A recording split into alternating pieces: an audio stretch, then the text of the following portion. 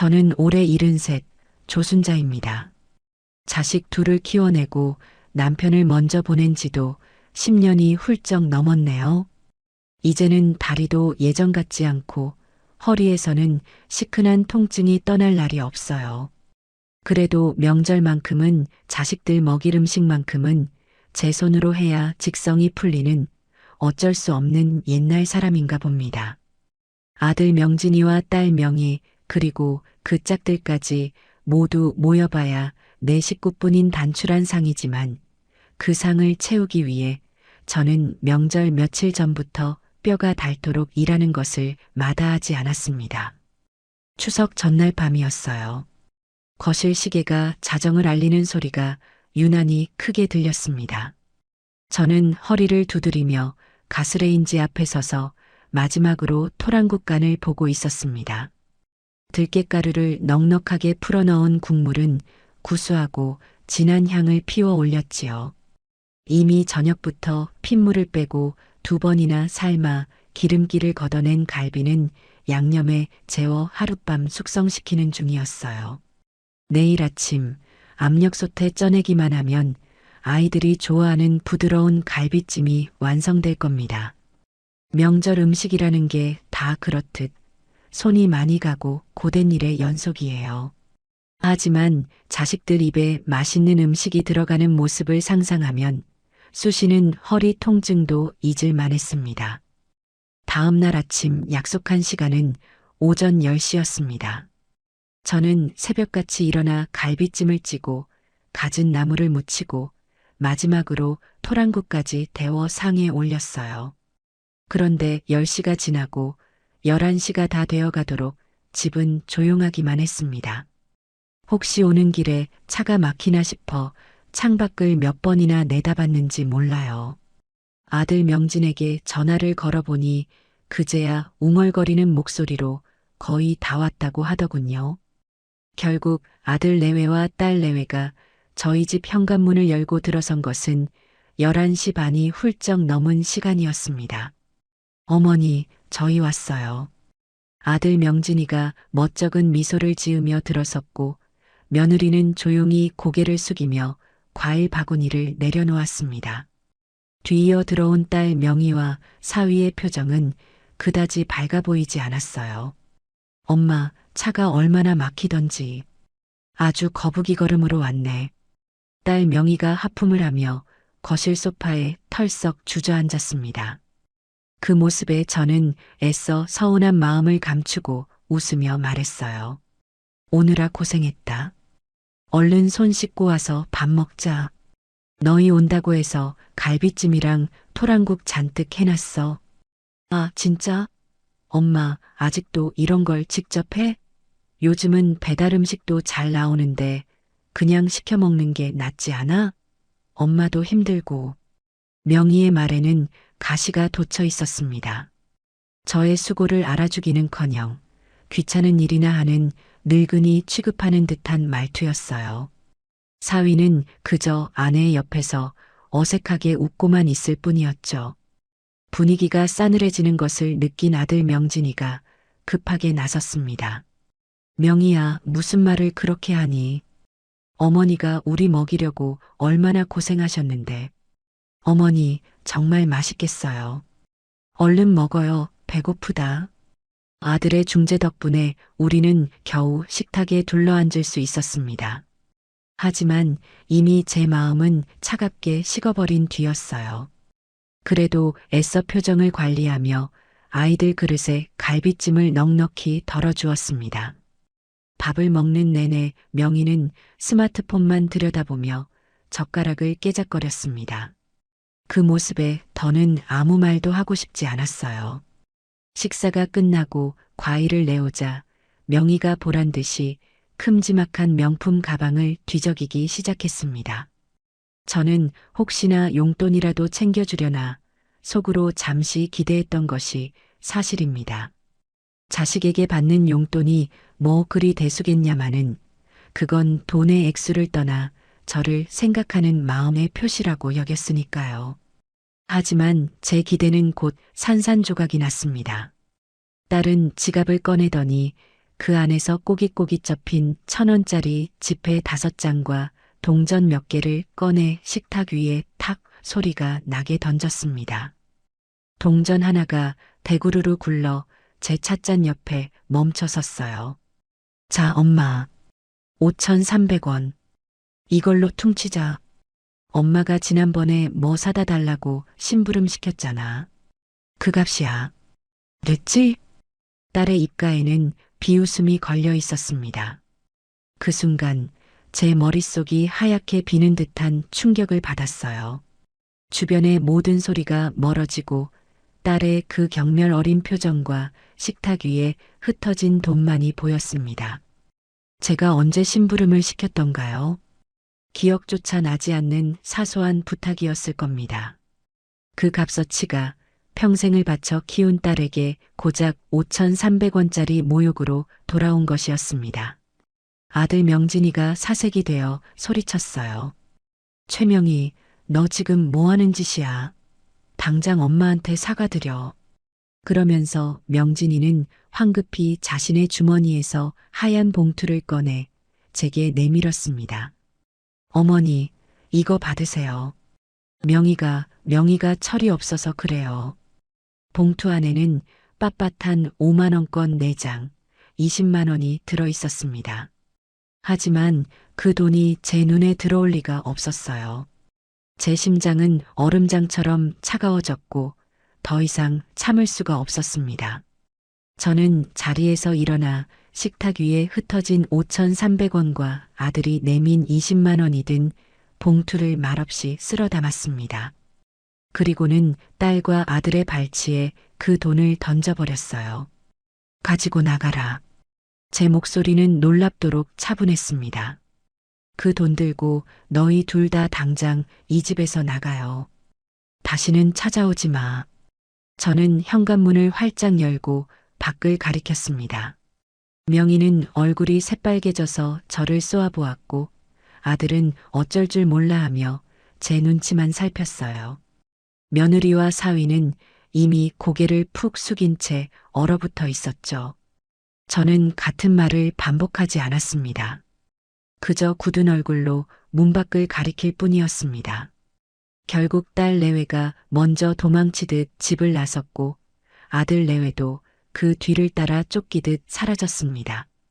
쾅 하고 현관문이 닫히자 집 안에는 무거운 정적만이 남았습니다. 저는 그 자리에 한참을 서서 텅 빈 거실과 김도 식어버린 음식으로 가득한 식탁을 바라보았습니다. 눈물은 나오지 않았습니다. 자식들을 내쫓고 난 뒤 저는 가장 먼저 식탁을 치우기 시작했습니다. 눈물 흘릴 새도 주저앉아 한탄할 시간도 없었어요. 분노와 슬픔을 사귀는 데에는 몸을 움직이는 것만큼 좋은 약이 없다는 것을 저는 오랜 세월을 통해 이미 알고 있었습니다. 갈비찜이 담겼던 커다란 접시, 토랑국이 담겼던 냄비, 그리고 수북하게 쌓인 그릇들을 묵묵히 개수대로 옮겼습니다. 자식들이 겨우 몇 숟갈 뜨고 만 음식들은 음식물 쓰레기통으로 쏟아부었어요. 밤새 잠도 설쳐가며 정성으로 만들었던 음식들이 역한 냄새를 풍기며 버려지는 순간 허탈함이 파도처럼 밀려왔지만 저는 이를 악물고 설거지를 계속했습니다. 그릇 부딪히는 소리만이 유일한 소음인 집안에서 저는 제 자신을 돌아보았습니다. 무엇이 잘못되었을까요? 자식들을 위해 제 모든 것을 바쳤던 것이 잘못이었을까요? 남편이 세상을 떠나고 그 빈자리를 채우기 위해 저는 더욱더 자식들에게 매달렸던 것 같아요. 행여나 아이들이 아비 없는 슬픔을 느낄까봐 다른 집보다 2배, 3배로 사랑을 쏟았다고 자부했습니다. 하지만 그 결과가 고작 5,300원짜리 경멸로 돌아온 것이라면 제 인생은 완전히 실패한 것이나 다름없었습니다. 설거지를 마치고 텅 빈 식탁을 마른 행주로 닦아내던 그때 거실 테이블 위에 놓인 스마트폰이 요란하게 울렸습니다. 딸 명희에게서 온 문자 메시지였어요. 엄마, 지금 뭐 하는 거야? 겨우 그 돈 가지고 사람을 그 지경으로 만들어? 내가 뭘 그렇게 잘못했는데? 나이 먹더니 돈만 밝히는 거야? 진짜 서운하고 어이없네. 노망 났어? 문자 메시지에 담긴 날카로운 단어들이 비수처럼 제 가슴에 박혔습니다.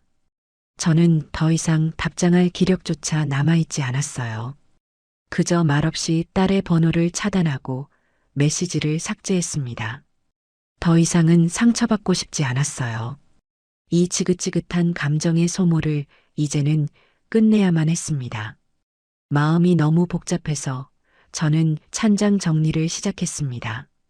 평소에는 힘들어서 미뤄두었던 일이었죠. 오래된 그릇들을 꺼내고 쓰지 않는 냄비들을 버리기 위해 찬장 깊숙한 곳까지 손을 뻗었습니다. 그때 손끝에 먼지가 뽀얗게 쌓인 낡은 나무 상자 하나가 걸렸어요. 그 상자는 남편이 살아생전에 아끼던 물건들을 넣어두던 상자였습니다. 남편이 떠난 뒤로는 한 번도 열어보지 않았던 상자였죠. 상자를 열자 쾌쾌한 묵은 냄새와 함께 남편의 흔적들이 모습을 드러냈습니다. 낡은 만년필, 빛바랜 사진 몇 장, 그리고 그 아래에 비닐 커버로 소중하게 쌓인 낡은 노트 한 권이 있었어요.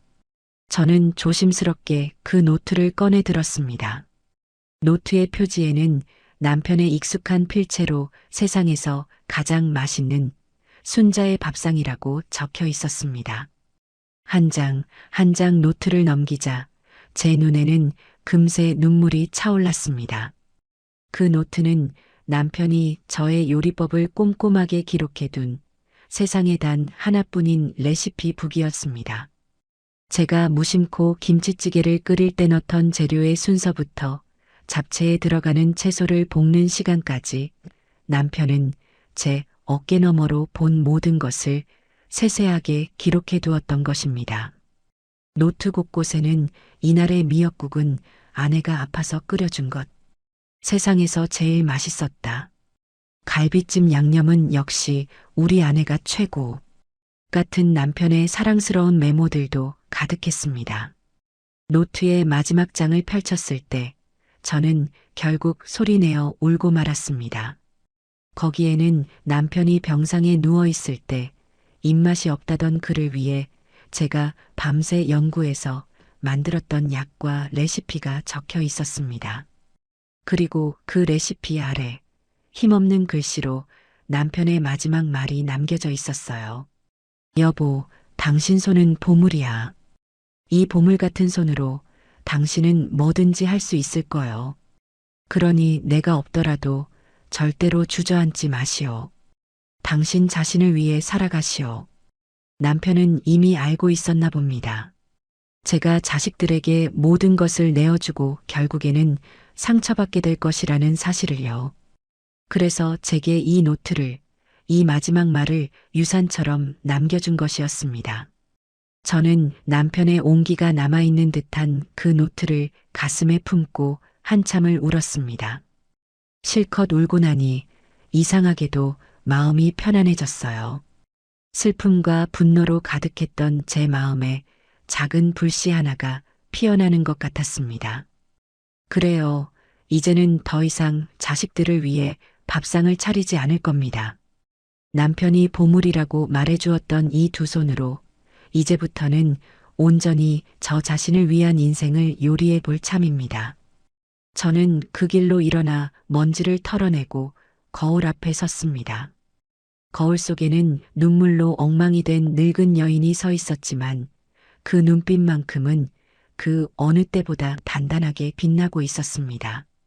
결심을 굳힌 저는 다음 날 아침 곧바로 집을 나섰습니다. 목적지는 동네 복지관이었어요. 평소에는 노래 교실이나 건강 체조를 하는 어르신들로 북적이는 곳이었지만 제 목표는 달랐습니다. 며칠 전 우연히 복지관 게시판에서 보았던 시니어 디지털 창업교실 전단지가 머릿속을 떠나지 않았기 때문입니다. 스마트폰으로 나만의 가게를 열어보세요라는 문구가 그때는 그저 딴 세상 이야기처럼 들렸는데 이제는 제게 남은 유일한 동아줄처럼 느껴졌습니다. 수강 신청을 하러 간 상담실에는 저보다 훨씬 젊어 보이는 사람들이 대부분이었습니다. 처음에는 조금 주눅이 들기도 했어요.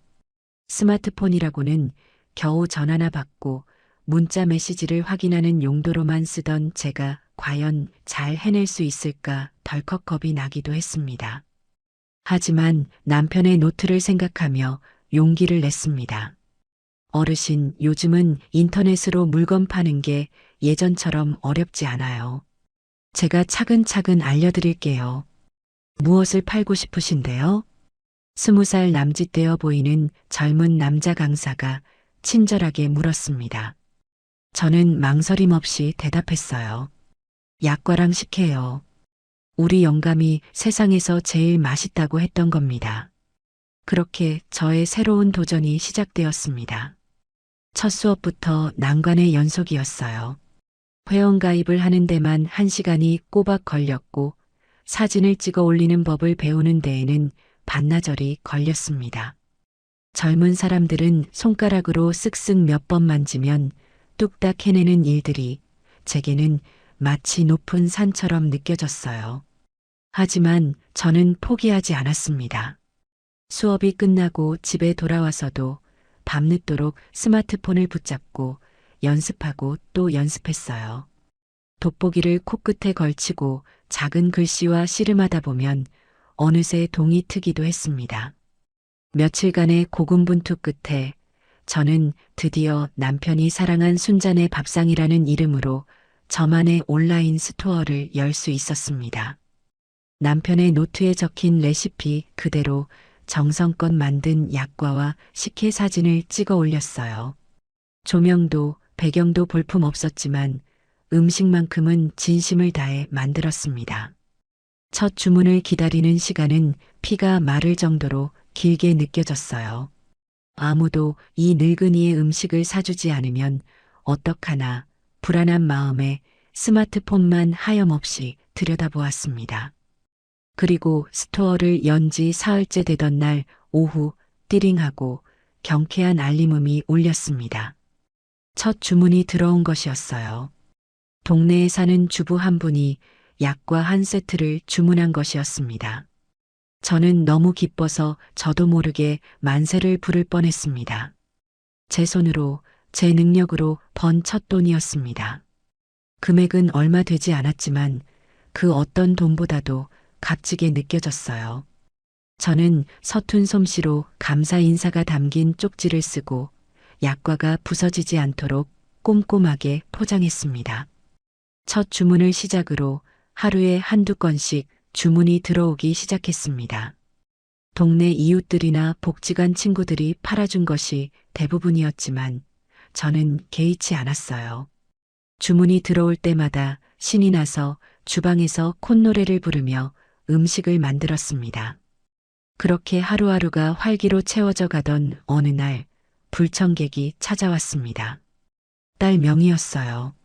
엄마, 지금 이게 다 뭐야? 명희는 집안에 가득 쌓인 포장 상자들과 약과 반죽을 보며 기가 막힌다는 듯 소리쳤습니다. 저는 아무렇지 않은 척 대답했어요. 보는 그대로다. 장사하는 중이야. 장사? 엄마, 지금 망신스럽게 뭐 하는 거야? 이 나이에 무슨 장사야? 당장 그만둬. 동네 사람들이 엄마 욕하는 거 안 들려? 딸은 길길이 날뛰며 제게 삿대질을 했습니다. 그 모습이 참 우습게 보였어요. 자신의 엄마가 동네 사람들에게 손가락질 당하는 것이 창피했을까요? 아니면 이 늙은 엄마가 자신의 힘으로 돈을 버는 것이 못마땅했을까요? 저는 차분하게 명희를 바라보며 말했습니다. 네가 던진 5,300원보다는 훨씬 값진 일을 하는 중이다. 그리고 동네 사람들, 나 욕 안 해. 오히려 대단하다고 응원해 주신다. 그러니 너는 네 걱정이나 하고 살아요. 여긴 이제 네가 신경 쓸 곳이 아니니까. 제 단호한 태도에 명희는 잠시 말을 잃었습니다. 그리고는 분이 풀리지 않는다는 듯 두고 봐, 엄마. 후회하게 될 거야. 라는 말을 남기고 집을 뛰쳐나갔습니다. 저는 딸이 떠난 자리를 잠시 바라보다가 다시 하던 반죽에 집중했습니다. 이제는 더 이상 딸의 협박이나 분노에 흔들리지 않았어요. 제게는 이제 저를 응원해주는 사람들과 제 힘으로 지켜나가야 할 소중한 가게가 생겼으니까요. 딸 명희가 다녀간 뒤로 며칠간은 별다른 일 없이 평온했습니다. 주문은 꾸준히 늘었고 이제는 동네뿐만 아니라 다른 지역에서도 주문이 들어오기 시작했어요. 할머니의 정성이 느껴지는 맛, 어릴 적 먹던 바로 그 맛이라는 좋은 후기들이 차곡차곡 쌓여가는 것을 보는 것이 제게는 가장 큰 기쁨이었습니다. 제 인생에도 드디어 볕이 드는구나. 그런 생각을 하던 참이었어요. 하지만 그 평화는 오래가지 않았습니다. 어느 날 저녁부터 제 온라인 스토어에 이상한 후기들이 달리기 시작했습니다. 여기 위생 상태가 엉망인 것 같아요. 머리카락이 나왔어요. 맛이 예전 같지 않네요. 재료를 아끼는 건가요? 너무 달기만 하고 깊은 맛이 없어요. 돈 아깝네요. 등 온통 비난으로 가득한 글들이었습니다. 하루 이틀 사이에 그런 악성 후기가 10개 이상 달렸어요. 저는 한 번도 음식에 머리카락을 넣은 적이 없었고 남편의 레시피를 어긴 적도 없었습니다. 명백한 거짓말이었어요. 그 후기들이 달리기 시작하자마자 신기하게도 주문이 뚝 끊겼습니다. 하루에 10건이 넘게 들어오던 주문이 단 한 건도 들어오지 않는 날이 이어졌어요. 저는 망연자실했습니다. 애써 쌓아 올린 작은 성이 한순간에 무너져 내리는 기분이었죠. 밤에 잠도 오지 않았고 입맛도 잃었습니다. 누가 도대체 왜 이런 짓을 하는 걸까요? 머릿속에 딸 명희의 얼굴이 떠올랐지만 애써 그 생각을 지우려 했습니다. 아무리 미워도 제 자식이 이런 비열한 짓까지 했을 리는 없다고 믿고 싶었어요. 제가 절망에 빠져 허우적거리고 있을 때 저를 도와준 것은 뜻밖의 사람들이었습니다. 복지관에서 창업 수업을 가르쳐 주었던 젊은 강사와 그동안 제 음식을 꾸준히 주문해 주었던 단골 손님들이었어요. 어르신, 이거 아무래도 좀 이상해요. 후기들이 다 비슷한 시기에 비슷한 내용으로 올라왔어요. 제가 한번 알아볼게요. 강사는 마치 자신의 일처럼 발벗고 나섰습니다. 그는 악성 후기를 남긴 사람들의 인터넷 활동 기록을 추적하기 시작했어요. 그리고 며칠 뒤 충격적인 사실을 알아냈습니다. 악플을 단 아이디 대부분이 최근에 급하게 만들어진 유령 계정이었고 그 중 하나의 계정은 평소 명희가 자주 가는 인터넷 카페에서 활동한 흔적이 있다는 것이었습니다. 결정적인 증거는 없었지만 모든 정황이 제 딸을 가리키고 있었습니다. 같은 시각 저의 단골 손님들은 악성 후기에 맞서 싸워주기 시작했습니다. 저는 여기서 몇 번이나 시켜 먹었는데 한 번도 문제된 적 없어요. 사장님 음식은 정말 깨끗하고 맛있습니다. 이런 거짓 후기로 정직하게 장사하시는 분 괴롭히지 마세요. 이거 허위사실 유포로 신고해야 하는 거 아닌가요? 등 저를 옹호하는 댓글들이 악성 후기 아래에 줄줄이 달렸습니다. 저는 그 글들을 읽으며 뜨거운 눈물을 흘렸습니다. 피를 나눈 자식에게는 버림받았지만 얼굴도 모르는 사람들이 제 편이 되어주고 있었습니다. 세상은 아직 살아볼 만한 곳이라는 생각이 들었어요. 그리고 바로 그때 기적 같은 일이 일어났습니다. 구독자가 수십만 명에 달하는 유명 음식 유튜버가 제 가게에 대한 영상을 올린 것이었습니다. 그는 논란이 되고 있는 제 가게의 음식을 직접 주문해서 먹어보는 내용의 콘텐츠를 제작했어요. 자, 여러분. 요즘 이 할머님 가게가 악성 댓글 때문에 시끄럽다고 하는데요. 제가 직접 먹어보겠습니다. 유튜버는 제 약과를 한 입 베어 물고는 눈을 동그랗게 떴습니다. 와, 이건 진짜네요. 여러분, 이건 흉내만 낸 맛이 아니에요. 정말 오랜 시간 동안 쌓아온 깊은 내공이 느껴지는 맛입니다. 식혜도 인공적인 단맛이 아니라 엿기름으로 정성껏 삭힌 진짜 식혜 맛이에요. 논란이 왜 생겼는지 모르겠네요. 저는 제 이름을 걸고 말씀드릴 수 있습니다. 여기는 진짜 맛집입니다. 그 영상이 올라간 뒤 상황은 순식간에 역전되었습니다. 영상은 하루 만에 조회수 100만 회를 넘어섰고 제 가게는 악플 테러를 이겨낸 숨겨진 장인의 가게로 순식간에 유명해졌습니다. 주문 알림은 쉴 새 없이 울렸고 하루 만에 준비한 재료가 모두 동이 날 정도였어요. 딸 명희의 비열한 공격은 오히려 제 사업에 날개를 달아준 셈이 된 것입니다. 저는 쏟아지는 주문서를 보며 남편의 노트를 다시 한번 펼쳐보았습니다. 당신 손은 보물이야. 남편의 말이 그 어느 때보다 더 큰 울림으로 제 가슴에 와닿았습니다. 저는 더 이상 외롭지 않았습니다. 유튜버의 영상이 불러온 파장은 실로 대단했습니다.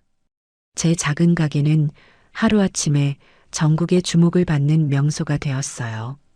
주문 전화는 쉴 새 없이 울렸고 인터넷 주문창은 열리자마자 마감되기 일쑤였습니다. 저는 더 이상 혼자서 모든 일을 감당할 수가 없게 되었어요.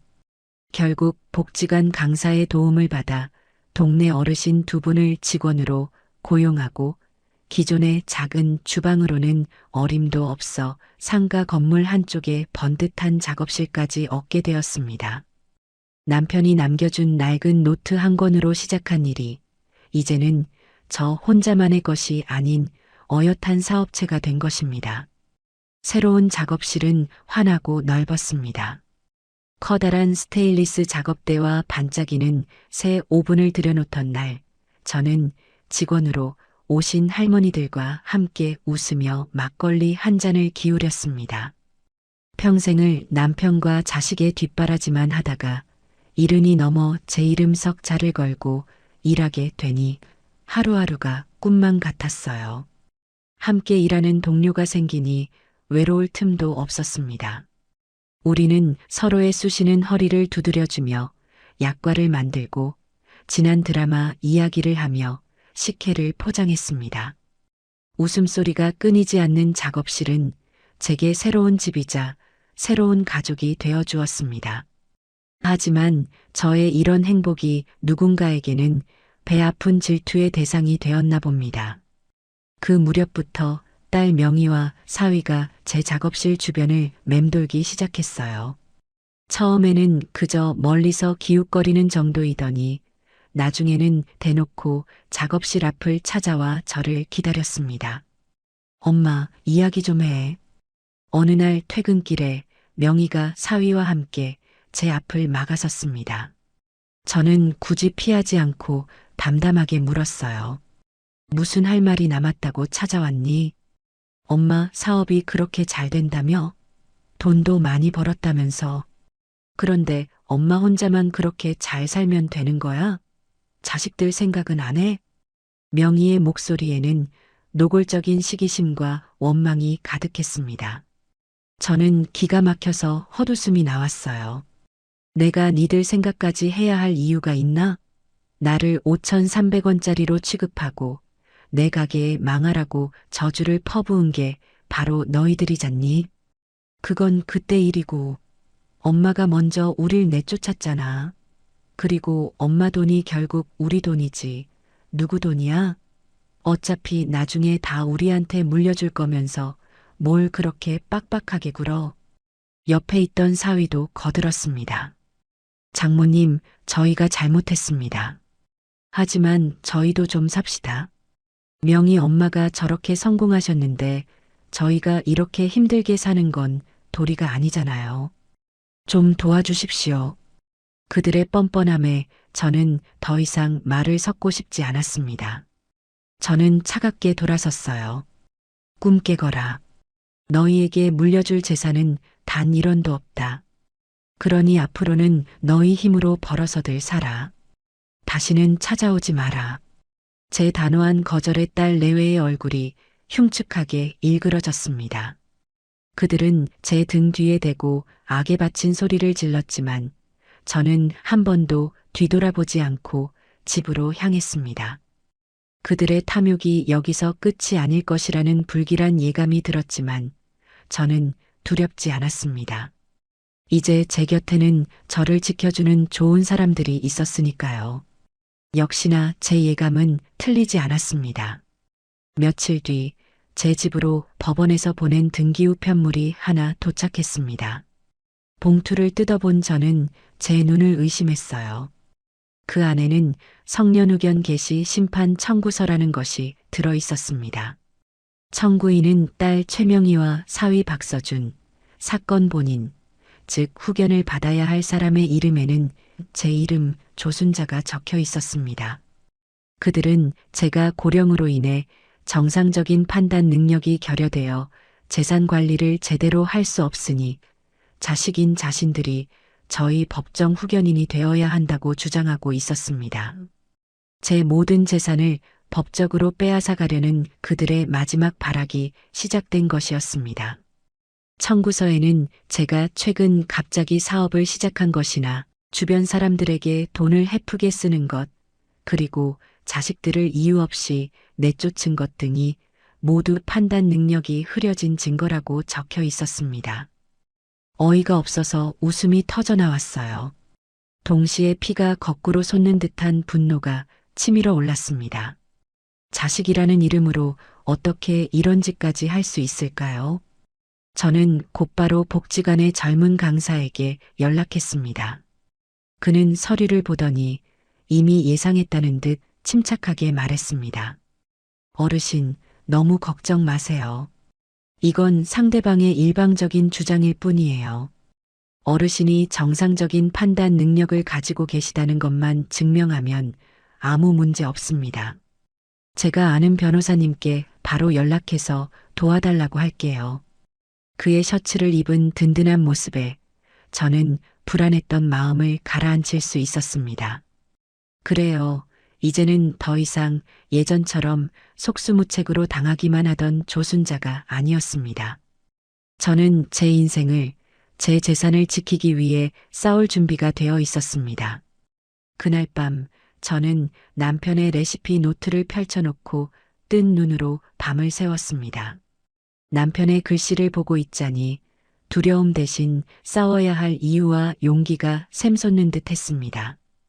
며칠 뒤 저는 강사가 소개해준 변호사와 함께 법원으로 향했습니다. 가정법원에서 열리는 첫 심리기일이었어요. 복도에서 마주친 딸 명희와 사위는 마치 승리자라도 된 것처럼 의기양양한 표정으로 저를 쳐다보았습니다.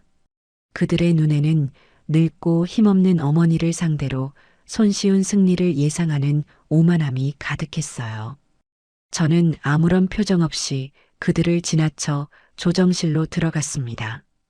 어머님, 자식들이 어머님을 걱정해서 이러는 겁니다. 재산 다툼으로 비치고 싶지는 않습니다만 어머님의 건강과 재산을 안전하게 지켜드리기 위한 어쩔 수 없는 선택이었음을 이해해 주십시오. 조정실에 마주 앉자마자 상대편 변호사가 위선적인 말투로 입을 열었습니다. 딸 명희는 그 옆에서 고개를 끄덕이며 금방이라도 눈물을 흘릴 것처럼 슬픈 표정을 지어 보였어요. 맞아요, 판사님. 저희 엄마가 요즘 이상하세요. 갑자기 없던 사업을 벌이시더니 주변에 돈을 마구 뿌리고 다니세요. 저희가 걱정돼서 말리면 화만 내시고 이제는 저희를 알아보지도 못하고 내쫓기까지 하셨어요. 딸의 입에서 나오는 거짓말들을 들으며 저는 조용히 눈을 감았습니다. 저 아이를 제가 어떻게 키웠던가요? 제 모든 것을 희생하며 애지중지 키운 결과가 고작 이런 것이라니 참담한 심정이었습니다. 하지만 감상에 젖어 있을 시간은 없었어요. 조순자 씨, 따님의 말에 대해 어떻게 생각하십니까? 조정위원의 질문에 저는 천천히 입을 열었습니다. 모두 거짓말입니다. 저는 아주 건강하고 제정신입니다. 제 사업은 제 능력으로 일군 것이고 직원들에게 월급을 주는 것은 당연한 일입니다. 그리고 자식들을 내쫓은 것은 저를 더 이상 부모로 존중하지 않았기 때문입니다. 제 차분한 대답에 상대편 변호사와 딸의 얼굴에 잠시 당황한 기색이 스쳤습니다. 그들은 제가 법이라는 말 앞에서 겁을 먹고 모든 것을 포기할 것이라 생각했던 모양이에요. 제 옆에 앉은 젊은 변호사가 준비해 온 서류 뭉치를 조정위원 앞에 내밀며 말했습니다. 지금부터 사건 본인, 조순자 어르신께서 정상적인 판단 능력을 가지고 사업체를 운영하고 계시다는 증거 자료를 제출하겠습니다. 첫 번째 증거는 지난 몇 달간의 제 가게 매출 장부와 세금 납부 내역서였습니다. 꼼꼼하게 정리된 장부에는 매일의 수입과 지출이 정확하게 기록되어 있었고 세금 역시 한 푼도 밀리지 않고 성실하게 납부한 사실이 명시되어 있었어요. 어리숙한 노인네의 치기 어린 장사가 아니라 투명하고 체계적으로 운영되는 사업체임을 증명하는 자료였습니다. 이것은 어르신의 주거래 은행에서 발급받은 금융거래 내역입니다. 보시다시피 따님의 주장처럼 돈을 헤프게 쓴 내역은 어디에도 없습니다. 오히려 매달 꾸준히 수익금을 저축하고 계십니다. 두 번째 증거가 제출되자 명의의 표정이 굳어지기 시작했습니다. 하지만 진짜 반격은 이제부터가 시작이었어요. 그리고 이것은 대학병원 신경정신과에서 발급받은 조순자 어르신의 정신감정 소견서입니다. 변호사는 소견서의 중요한 부분을 큰 소리로 읽어내려갔습니다. 피검사자 조순자는 인지능력, 판단능력, 기억력 등 모든 정신능력 평가에서 정상 소견을 보였으며 독립적인 의사 결정과 재산관리 능력이 충분한 것으로 판단됨. 소견서 내용이 울려 퍼지는 순간 조정실의 분위기는 완전히 반전되었습니다. 명의와 사위 그리고 상대편 변호사는 이제 더 이상 할 말이 없는 듯 입을 굳게 다물었어요. 조정위원은 저를 바라보며 부드러운 목소리로 물었습니다. 어르신, 따님과의 관계가 어쩌다 이렇게까지 된 겁니까? 저는 그제야 참았던 숨을 길게 내쉬며 모든 것을 털어놓았습니다. 명절 아침에 있었던 5,300원짜리 모욕과 제 가게에 쏟아졌던 악성 댓글에 대한 이야기까지요. 제 변호사는 결정적인 증거를 마지막으로 제출했습니다. 이것은 따님 최명희 씨가 어머니의 가게에 악성 후기를 작성했다는 정황 증거입니다. 후기를 작성한 IP 일부가 최명희 씨의 자택 주소와 일치하는 것으로 확인되었습니다. 그 증거 앞에서 명희는 결국 무너져 내렸습니다. 아니에요. 내가 안 그랬어요. 라며 발악했지만 그 목소리에는 아무런 힘이 실려 있지 않았어요. 모든 상황이 정리되고 조정위원이 마지막으로 제 의사를 물었습니다. 어르신, 이 청구는 기각될 것이 분명해 보입니다. 혹시 따님에게 하고 싶은 말씀이 있으십니까? 저는 자리에서 일어나 딸과 사위를 똑바로 쳐다보았습니다. 그리고 제 인생을 건 마지막 선언을 했습니다. 판사님, 오늘 이 자리에서 분명히 밝히고 싶은 것이 있습니다. 저는 오늘부로 제 명의로 된 모든 재산을 사회에 환원할 것을 서약합니다. 네, 장모님, 그게 무슨 말씀이세요? 사위가 경악하며 소리쳤지만 저는 아랑곳하지 않고 말을 이어갔습니다. 제가 사는 이 집과 제 이름으로 된 예금은 제가 죽은 뒤 불우한 이웃을 위해 쓰일 것입니다. 그리고 제가 운영하는 가게, 남편이 사랑한 순잔의 밥상은 저와 같은 노인들의 일자리를 창출하는 사회적 기업으로 전환할 생각입니다. 그러니 이제 너희들이 탐낼 제 재산은 단 1원도 남아있지 않습니다. 제 선언이 끝나자 조정실에는 무거운 침묵이 흘렀습니다. 딸 명희는 넋이 나간 사람처럼 멍하니 저를 바라보았고 사위의 얼굴은 하얗게 질려 있었습니다. 그들의 탐욕스러운 계획이 산산조각 나는 소리가 들리는 듯 했습니다. 저는 그들을 향해 마지막으로 말했어요. 그러니 이제 그만 내 인생에서 사라져다오. 그 말을 끝으로 저는 변호사와 함께 미련 없이 조정실을 걸어 나왔습니다. 등 뒤로 딸의 절규인지 분노인지 모를 울음소리가 희미하게 들려오는 듯 했지만 저는 단 한 번도 뒤돌아보지 않았습니다. 법원 건물을 빠져나오자 가을의 파란 하늘이 눈부시게 펼쳐져 있었습니다. 저는 비로소 제 인생의 완전한 주인이 된 기분이었습니다. 제가 재산을 사회에 환원하겠다고 선언한 일은 생각보다 더 큰 파장을 불러왔습니다. 작은 동네 신문에 실렸던 이야기가 인터넷을 통해 퍼져나가면서 방송국에서도 연락이 오기 시작했어요. 저는 유명해지고 싶은 마음은 없었기에 대부분의 인터뷰는 거절했지만 제 의지는 확고했습니다.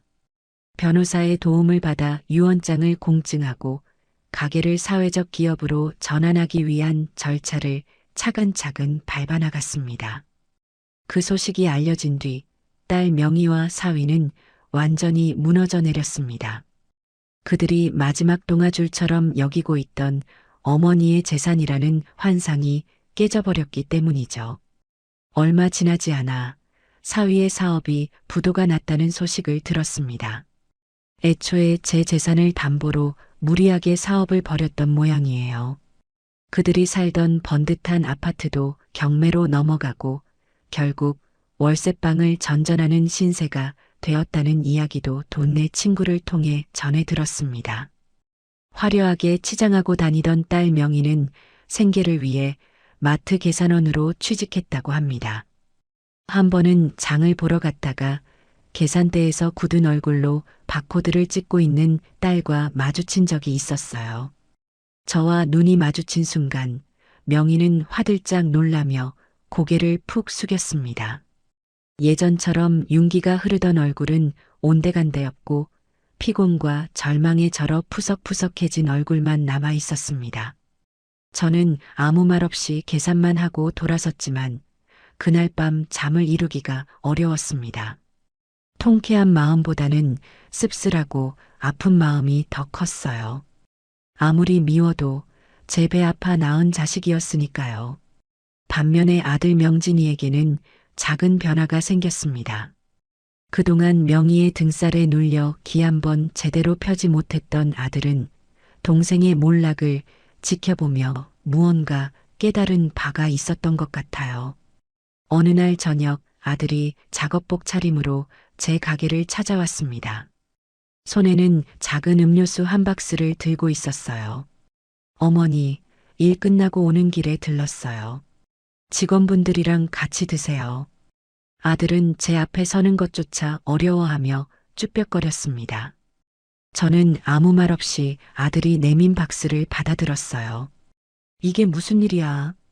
웬일로 찾아왔어? 그냥 어머니 얼굴 한번 뵙고 싶어서요. 저 공사 현장에서 다시 일 시작했어요. 명희 일은 정말 죄송합니다. 제가 오빠 노릇을 제대로 못해서 일이 이렇게까지 됐어요. 아들은 진심으로 미안해하는 얼굴이었습니다. 저는 아들의 손을 보았어요. 못이 박이고 군데군데 긁힌 상처가 가득한 정직하게 땀 흘려 일한 사람의 손이었습니다. 그래, 늦지 않았다. 지금부터라도 네 인생, 네 힘으로 똑바로 살면 되는 거야. 어머니, 나는 너한테 용서를 구하라는 말 안 한다. 용서는 내가 아니라 너 스스로에게 받는 거야. 부끄럽지 않게 당당하게 살아가는 모습 보여주는 거. 그것보다 더 큰 효도는 없다. 제 말에 아들은 고개를 숙인 채 조용히 눈물만 흘렸습니다.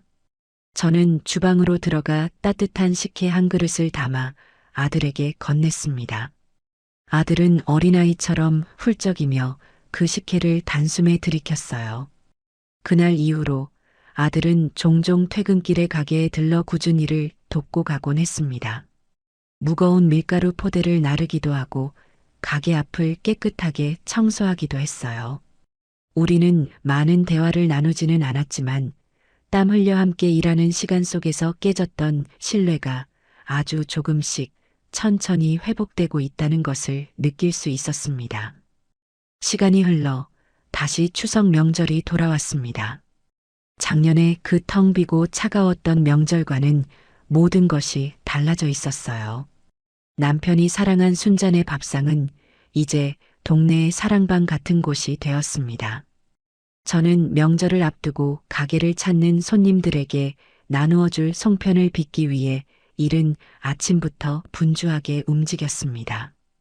저와 함께 일하는 직원 할머니 두 분과 저녁마다 가게 일을 돕는 아들 명진이까지 네 사람이 모여 앉아 도란도란 이야기를 나누며 송편을 빚으니 금세 커다란 소쿠리 하나가 가득 찼습니다. 어머니, 송편 정말 예쁘게 빚으시네요. 그럼 내가 왕년에는 동네에서 송편 제일 잘 빚는다고 소문이 자자했지. 웃음꽃을 피우며 일을 하고 있는데 가게 유리문 밖으로 익숙한 인형 하나가 서성이는 것이 보였습니다. 한눈에 봐도 제 딸 명이었어요. 허름한 옷차림에 잔뜩 야윈 얼굴. 명희는 가게 안으로 들어오지도 못하고 그저 하염없이 안을 들여다보고만 있었습니다. 한참을 그렇게 서성이던 명희는 저와 눈이 마주치자 화들짝 놀라며 돌아서 가버렸습니다. 저는 아무렇지 않은 척 일을 계속했지만 마음 한구석이 계속 아려왔습니다. 명절 당일 가게는 그 어느 때보다 북적였습니다. 명절에 갈 곳 없는 독거노인들을 위해 무료로 떡국을 대접하는 행사를 열었기 때문이에요. 저와 직원들은 쉴 새 없이 떡국을 나르고 설거지를 하며 눈코 뜰 새 없이 바쁜 시간을 보냈습니다. 한창 바쁜 점심시간이 거의 끝나갈 무렵 가게 문이 조심스럽게 열리더니 명희가 들어왔습니다. 모두의 시선이 명희에게로 쏠렸지만 딸은 아무 말도 하지 않았습니다. 그저 주방 구석으로 걸어가더니 벽에 걸려있던 낡은 앞치마를 찾아 허리에 둘렀어요. 그리고는 산더미처럼 쌓여있는 그릇들 앞에 서서 고무장갑을 끼고 설거지를 하기 시작했습니다. 저기서 뭐 하는 거야? 직원 할머니 한 분이 제게 속삭였지만 저는 아무 말 없이 딸의 뒷모습을 바라보기만 했습니다. 명희는 정말 단 한마디도 없이 마치 속죄라도 하는 사람처럼 묵묵히 그릇만 닦았습니다. 뜨거운 물에 손이 불어 쭈글쭈글해지고 이마에는 땀이 송골송골 맺혔지만 딸은 멈추지 않았어요. 모든 손님이 돌아가고 가게 정리를 마칠 때까지 명희는 주방을 떠나지 않았습니다. 마지막 그릇까지 깨끗하게 닦아 그릇장에 정리한 뒤에야 딸은 젖은 앞치마를 벗어 제자리에 걸었습니다. 그리고는 제 앞에 와서 고개를 푹 숙였습니다. 여전히 아무 말이 없었어요. 사과도 변명도 없었습니다. 그저 깊이 숙인 고개와 가늘게 떨리는 어깨가 딸의 모든 말을 대신하고 있었습니다. 저는 조용히 주방으로 들어가 아침에 끓여두었던 토랑국을 작은 뚝배기에 담아 뜨겁게 데웠습니다. 그리고 갓 지은 쌀밥 한 공기와 잘 익은 김장김치를 쟁반에 받쳐 명희 앞에 작은 상에 내려놓았어요. 명희가 그토록 비웃었던 바로 그 토랑국이었습니다. 딸은 뚝배기에서 피어오르는 김을 한참 동안 멍하니 바라보더니 이내 숟가락을 들었습니다. 그리고는 국물 한 숟갈을 떠서 입으로 가져갔어요. 뜨거운 국물이 목구멍을 넘어가자마자 딸의 눈에서 참았던 눈물이 복물처럼 터져 나왔습니다. 명희는 소리도 내지 못하고 밥알보다 더 많은 눈물을 뚝뚝 흘리며 밥을 먹기 시작했습니다. 저는 딸의 어깨를 가만히 두드려주며 아주 오랜만에 다정한 목소리로 말했습니다. 울지 마라. 손님들 다 보겠다. 얼른 먹고 힘내서 일해야지. 제 말에 명희는 더 크게 어깨를 들썩이며 울었습니다. 용서한다는 말은 하지 않았습니다. 사랑한다는 말도 하지 않았어요. 하지만 우리는 알고 있었습니다. 뜨거운 토랑국 한 그릇에 그 모든 말이 담겨 있다는 것을요.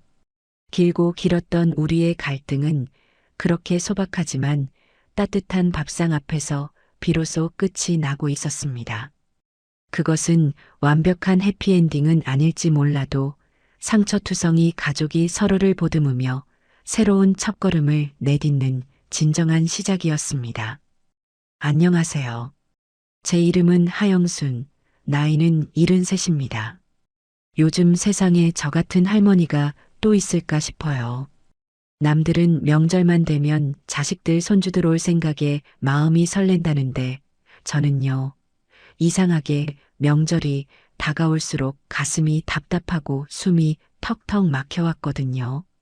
특히 사위 녀석의 얼굴을 볼 생각을 하면 벌써부터 머리가 지끈거리고 뒷목이 뻐근해졌어요. 그래서 제가 몇 년 전부터 아주 특별한 결심을 했습니다. 명절 때만 되면 딸이고 사위고 다 내팽개치고 조용히 집을 나서는 거죠. 저만의 해방구요? 바로 안동입니다. 왜 하필 안동이냐고요? 그곳엔 제 인생의 가장 아름다운 시절과 세상에서 가장 사랑했던 한 남자의 흔적이 고스란히 남아있기 때문이에요. 오늘 제가 왜 그 지긋지긋한 사위를 피해 매년 안동으로 도망칠 수밖에 없었는지, 그리고 그 비밀스러운 여행 끝에 어떤 기막힌 반전이 저를 기다리고 있었는지 그 속 시원한 이야기를 한번 풀어놓아 볼까 합니다. 추석을 딱 일주일 앞둔 어느 화요일 오후였어요. 거실 소파에 앉아 꾸벅꾸벅 졸고 있는데 요란한 벨소리가 제 단잠을 깨웠습니다.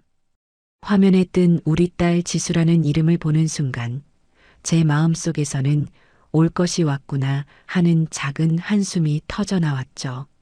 아니나 다를까 전화를 받자마자 수화기 너머로 딸 지수의 명랑하고도 살가운 목소리가 들려왔습니다. 엄마, 잘 지내셨어? 우리 엄마 목소리 듣고 싶어서 전화했지. 저는 애써 반가운 척 목소리를 가다듬으며 대답했어요. 오냐, 우리 딸. 엄마야 잘 지내지. 너야말로 밥은 잘 챙겨 먹고 다니는 거냐? 그렇게 형식적인 안부가 몇 마디 오가고 지수는 곧바로 본론을 꺼냈습니다. 엄마, 다름이 아니라 이번 추석 말이야.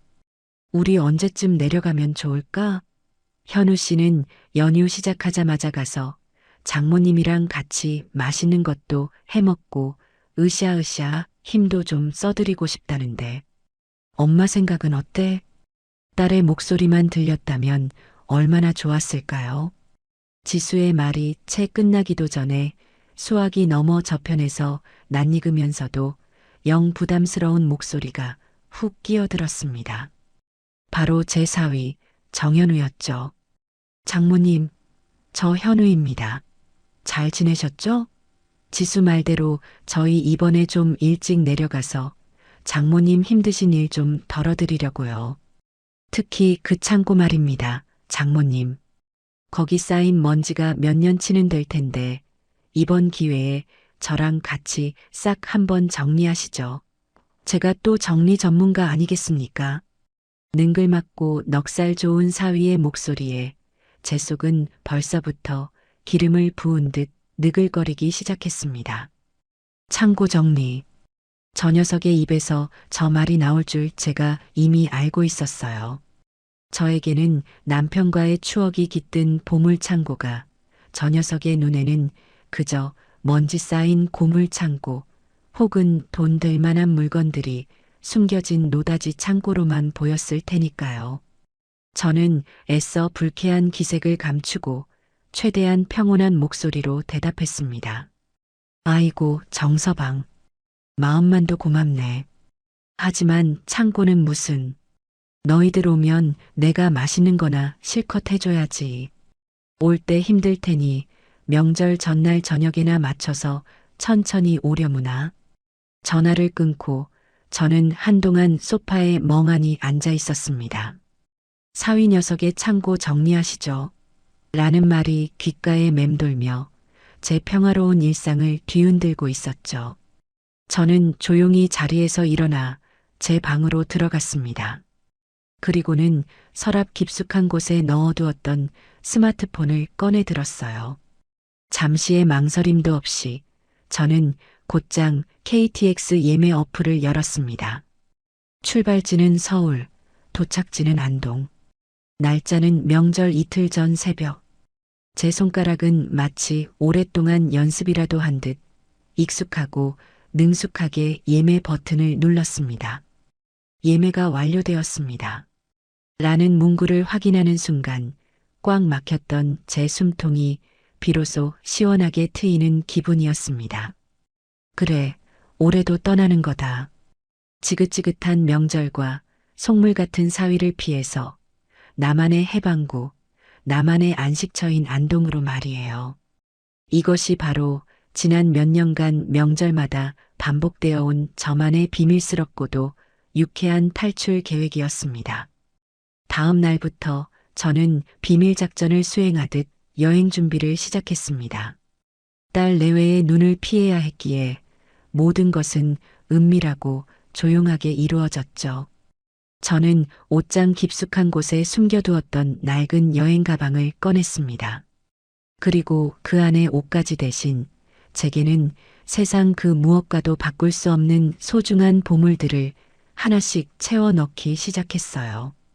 가장 먼저 챙긴 것은 세상을 먼저 떠난 제 남편의 손때가 묻은 낡은 조각칼 세트였습니다.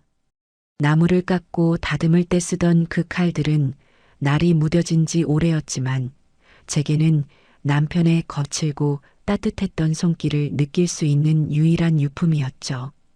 그리고 남편이 생전에 마지막으로 만들었던 주먹만 한 크기의 작은 목각 인형 하나를 부드러운 천에 감싸 가방에 넣었습니다.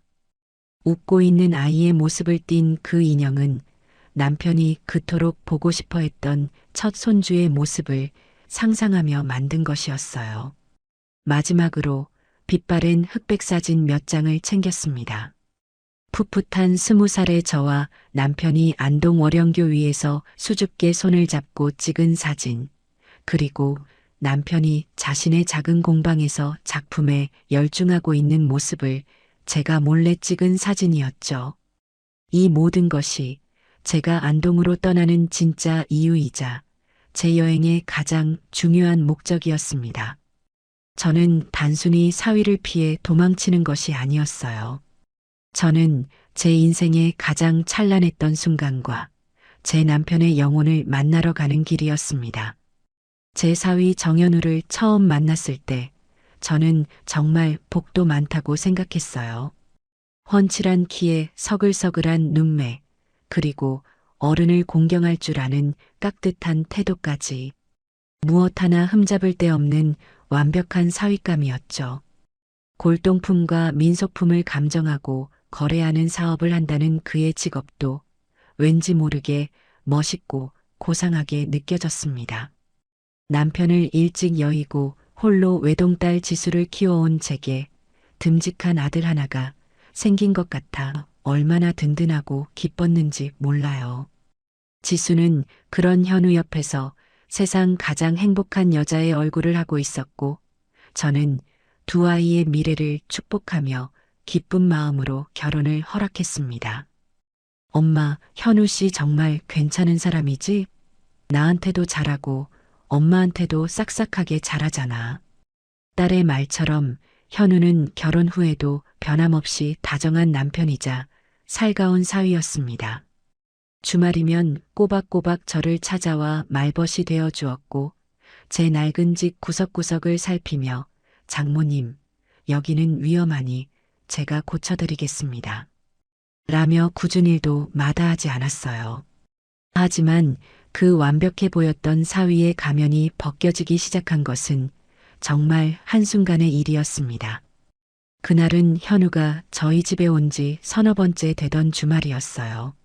집안의 낡은 전등을 갈아주던 현우가 제게 무심코 물었습니다. 장모님, 저기 마당 끝에 있는 낡은 창고는 뭐 하는 곳이에요? 문이 굳게 잠겨 있네요. 저는 아무 생각 없이 대답했죠. 아, 저기. 우리 애 아빠가 쓰던 공방일세. 살아생전에 나무 만지는 걸 좋아해서 저기서 살다시피 했지. 지금은 그냥 애 아빠 물건들 넣어두는 창고로 쓰고 있고, 제 말에 현우의 눈이 미묘하게 반짝이는 것을 저는 미처 알아채지 못했습니다. 그러세요? 장인어른께서 손재주가 좋으셨나 보네요. 궁금한데 제가 한번 구경해도 될까요, 장모님? 저는 그의 순수한 호기심을 의심하지 않고 기꺼이 녹슨 열쇠 꾸러미를 들고 그를 창고로 데려갔습니다. 삐거덕하는 소리와 함께 무거운 창고 문이 열리는 순간 켜켜이 쌓인 먼지와 짙은 나무 냄새가 우리를 맞았습니다. 창고 안은 수십 년의 세월이 멈춘 듯 남편이 살아생전 쓰던 모습 그대로였어요. 벽에는 온갖 종류의 연장들이 가지런히 걸려 있었고 한쪽 구석에는 미처 완성되지 못한 나무 조각들과 남편이 직접 깎아 만든 수십 개의 크고 작은 목각 인형들이 먼지를 뒤집어 쓴 채 놓여 있었습니다. 저는 남편에 대한 그리움에 잠시 마음이 아련해졌죠. 그런데 제 옆에 서 있던 사위 현우의 반응은 제 예상과는 전혀 달랐습니다.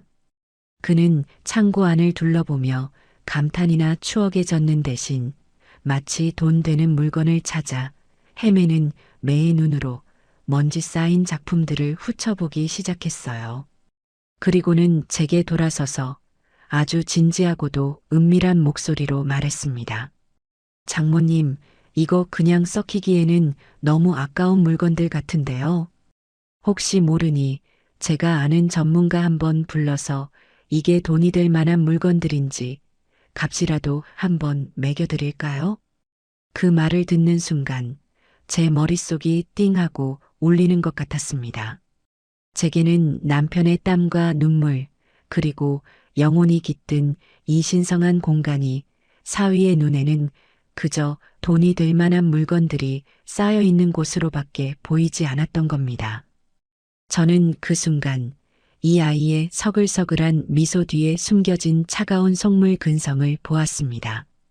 저는 애써 불쾌감을 누르고 단호하게 말했죠. 아니, 괜찮네. 이건 돈으로 값을 매길 수 있는 물건들이 아니야. 그냥 이대로 우리의 아빠의 흔적을 간직하고 싶을 뿐일세. 제 단호한 거절에도 현우는 포기하지 않았습니다. 그날 이후 그는 저희 집에 올 때마다 교묘하게 창고 이야기를 꺼내며 제 속을 긁기 시작했어요. 장모님, 그 창고 말입니다. 저렇게 방치해두면 나무가 썩거나 벌레가 먹을 수도 있어요. 제가 아는 박물관 관장님이 있는데 좋은 값에 사들릴 수도 있다고요. 장모님, 요즘 경기도 어려운데 저거 팔아서 지수랑 해외여행이라도 한번 다녀오시는 건 어떠세요? 그의 집요한 회유에 저는 점점 더 사위를 만나는 것이 불편하고 부담스러워지기 시작했습니다. 더 저를 속상하게 했던 것은 바로 제 딸 지수의 태도였습니다. 저는 어느 날 딸에게 조심스럽게 속마음을 털어놓았어요. 지수야, 엄마는 정서방이 자꾸 창고 이야기 꺼내는 게 좀 불편하구나. 너희 아빠의 소중한 유품인데 자꾸 돈으로만 생각하는 것 같아서 말이다. 하지만 제 고민에 대한 딸의 대답은 제 가슴에 비수를 꽂았습니다. 에이, 엄마. 뭘 그렇게 예민하게 생각해. 현우 씨는 다 엄마 생각해서 그러는 거지. 솔직히 그 창고 너무 낡고 위험하긴 하잖아. 먼지도 많고 전문가가 와서 깔끔하게 정리해주면 엄마한테도 좋은 거 아니야? 딸은 조금의 망설임도 없이 남편의 편을 들었습니다. 제게는 그 창고가 돌아가신 남편의 분신과도 같은 곳이라는 사실을 제 딸은 전혀 이해하지 못하고 있었던 것이죠. 아니, 이해하려 하지 않았던 것일지도 모릅니다. 남편의 성공과 물질적 풍요에 익숙해진 제 딸에게도 아버지의 낡은 유품은 그저 처치 곤란한 먼지 쌓인 것들에 불과했던 겁니다. 저는 그날 제 편은 아무도 없다는 깊은 외로움과 배신감을 느꼈습니다. 그리고 바로 그때 결심했어요. 내 남편의 소중한 유산은 내가 내 손으로 직접 지켜야만 한다고 말이에요. 드디어 명절 이틀 전 저의 비밀스러운 탈출 작전이 시작되는 날이 밝았습니다. 저는 동이 트기도 전인 새벽 4시에 알람 소리 없이도 저절로 눈이 떠졌어요. 혹시라도 늦잠이라도 자서 이 황금 같은 기회를 놓칠까봐 밤새 잠을 설친 탓이었죠. 저는 고양이처럼 살금살금 침대에서 빠져나와 어젯밤 미리 챙겨둔 여행 가방을 들었습니다. 그리고는 식탁 위에 급한 볼일이 생겨 친구 좀 만나고 오마. 명절 잘 보내라. 라고 쓴 짧은 쪽지 한 장만 남겨두고 조용히 현관문을 나섰어요. 캄캄한 새벽 공기가 제 볼에 차갑게 스쳤지만 제 마음은 날아갈 듯이 가볍고 상쾌했습니다. 마치 오랫동안 저를 옥죄어 오던 무거운 족쇄에서 풀려난 기분이랄까요? 택시를 타고 서울역으로 향하는 내내 제 입가에는 저도 모르게 미소가 번지고 있었습니다. 안동행 KTX에 몸을 싣고 기차가 서서히 서울 도심을 빠져나가기 시작하자 비로소 제 마음에도 진정한 평화가 찾아왔습니다. 차창 밖으로 빠르게 스쳐 지나가는 익숙한 풍경들을 바라보며 저는 앞으로 며칠 동안 누리게 될 완벽한 자유를 상상했어요. 잔소리하는 딸도 없고 틈만 나면 창고를 노리는 사위도 없는 곳. 오롯이 저 자신과 그리고 제 남편과의 추억에만 집중할 수 있는 시간. 그것이 바로 제가 매년 이 여행을 손꼽아 기다리는 이유였습니다. 2시간이 조금 넘어 기차는 마침내 안동역에 도착했습니다. 플랫폼에 발을 내딛는 순간 안동 특유의 맑고 상쾌한 공기가 제 폐부 깊숙이 들어왔어요. 저는 큰 숨을 한번 들이쉬며 살 것 같다 하고 나직이 움조렸습니다. 서울의 답답한 공기와는 비교도 할 수 없는 제 영혼을 치유해주는 듯한 공기였죠. 저는 곧장 택시를 타고 제가 매년 묵는 고즈넉한 한옥 게스트하우스로 향했습니다. 주인 할머니는 또 왔냐며 마치 친정어머니처럼 저를 반갑게 맞아주셨어요. 짐을 풀고 나니 어느덧 점심시간이 훌쩍 지나 있었습니다. 저는 남편과 연애 시절 돈 없는 가난한 대학생이었던 우리가 큰맘 먹고 들렀던 작은 식당을 찾아갔어요. 그리고 남편이 세상에서 가장 좋아했던 헛제사밥을 주문했습니다. 제 앞에 놓인 정갈한 녹그릇들을 보니 금방이라도 맞은편에 남편이 앉아 영순아 많이 먹어다 하며 웃어줄 것만 같아 저도 모르게 눈시울이 뜨거워졌죠. 저는 밥알 하나하나를 천천히 씹으며 남편의 빈자리를 그리운 추억으로 채워나갔습니다. 식사를 마치고 저는 안동의 명소인 월영교로 향했어요. 해가 질 무렵 아름다운 조명이 켜진 월영교를 홀로 걷고 있으니 수십 년 전 풋풋했던 20살의 제 모습과 남편의 모습이 아련하게 떠올랐습니다. 영순아, 내가 나중에 꼭 성공해서 너를 세상에서 가장 행복한 여자로 만들어주마. 다리 위에서 제 손을 꼭 잡고 약속하던 남편의 앳된 목소리가 마치 귓가에 생생하게 들려오는 듯 했습니다. 저녁이 되어 게스트하우스로 돌아오니 마당 평상에서 다른 손님들이 옹기종기 모여 두런두런 이야기를 나누고 있었습니다. 저는 조용히 방으로 들어가려는데 그중 한 청년이 제 손에 들린 낡은 조각칼 가방을 보고는 자리에서 벌떡 일어나 제게 다가왔어요. 어르신, 죄송하지만 잠시 그것 좀 볼 수 있을까요? 앳된 얼굴의 그 청년은 자신을 민속학을 공부하는 대학원생 김민준이라고 소개했습니다. 저는 별 생각 없이 그에게 조각할 가방을 건넸어요. 민준 씨는 마치 귀한 보물이라도 다루듯 조심스러운 손길로 가방을 열어 낡은 조각칼들을 하나씩 살펴보았습니다. 그리고는 감탄사를 연발하며 어르신, 이건 정말 귀한 물건인데요. 요즘에는 이런 식으로 손수 당금질해서 만든 조각칼을 찾아보기 정말 어렵습니다. 혹시 어르신께서 직접 사용하시던 건가요? 하고 물었습니다. 저는 그에게 돌아가신 제 남편의 유품이라고 담담하게 대답해 주었죠. 제 말에 그는 더욱 큰 관심을 보이며 제 남편에 대해 이것저것 묻기 시작했습니다. 저는 그에게 남편이 평생을 이름 없는 목각 인형 작가로 살다 갔다는 이야기를 들려주었어요. 제 이야기를 듣는 내내 그의 눈은 존경심과 호기심으로 반짝이고 있었습니다.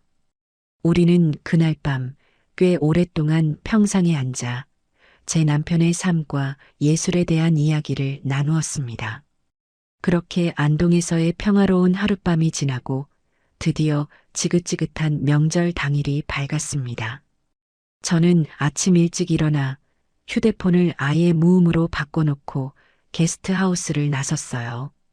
오늘은 그 누구의 방해도 받지 않고 오롯이 저만의 시간을 보내리라 다짐했죠.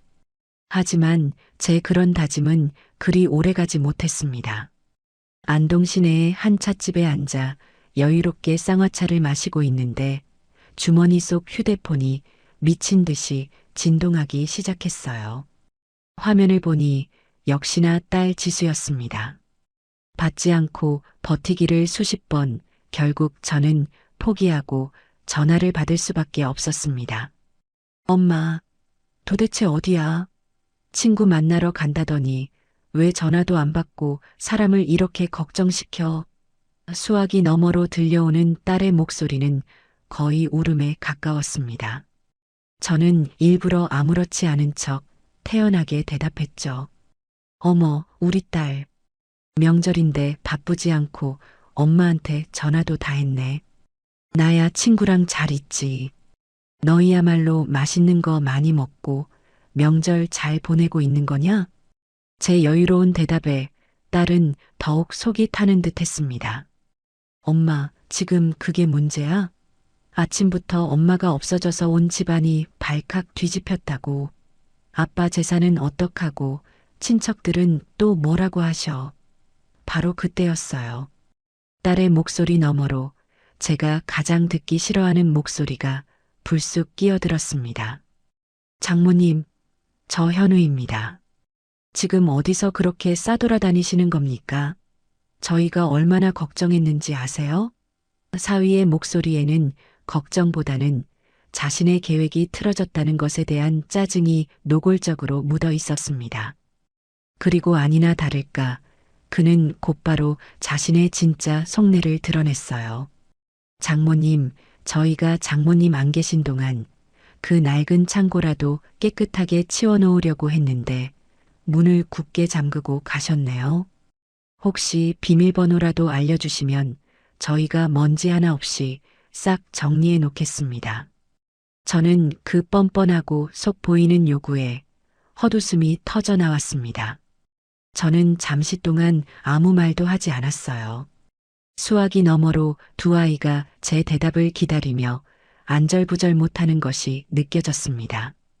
저는 쌍화차를 한 모금 마시며 마음을 가다듬고 제 평생 처음으로 아주 못되고 심술궂은 시어머니이자 장모가 되어보기로 결심했습니다.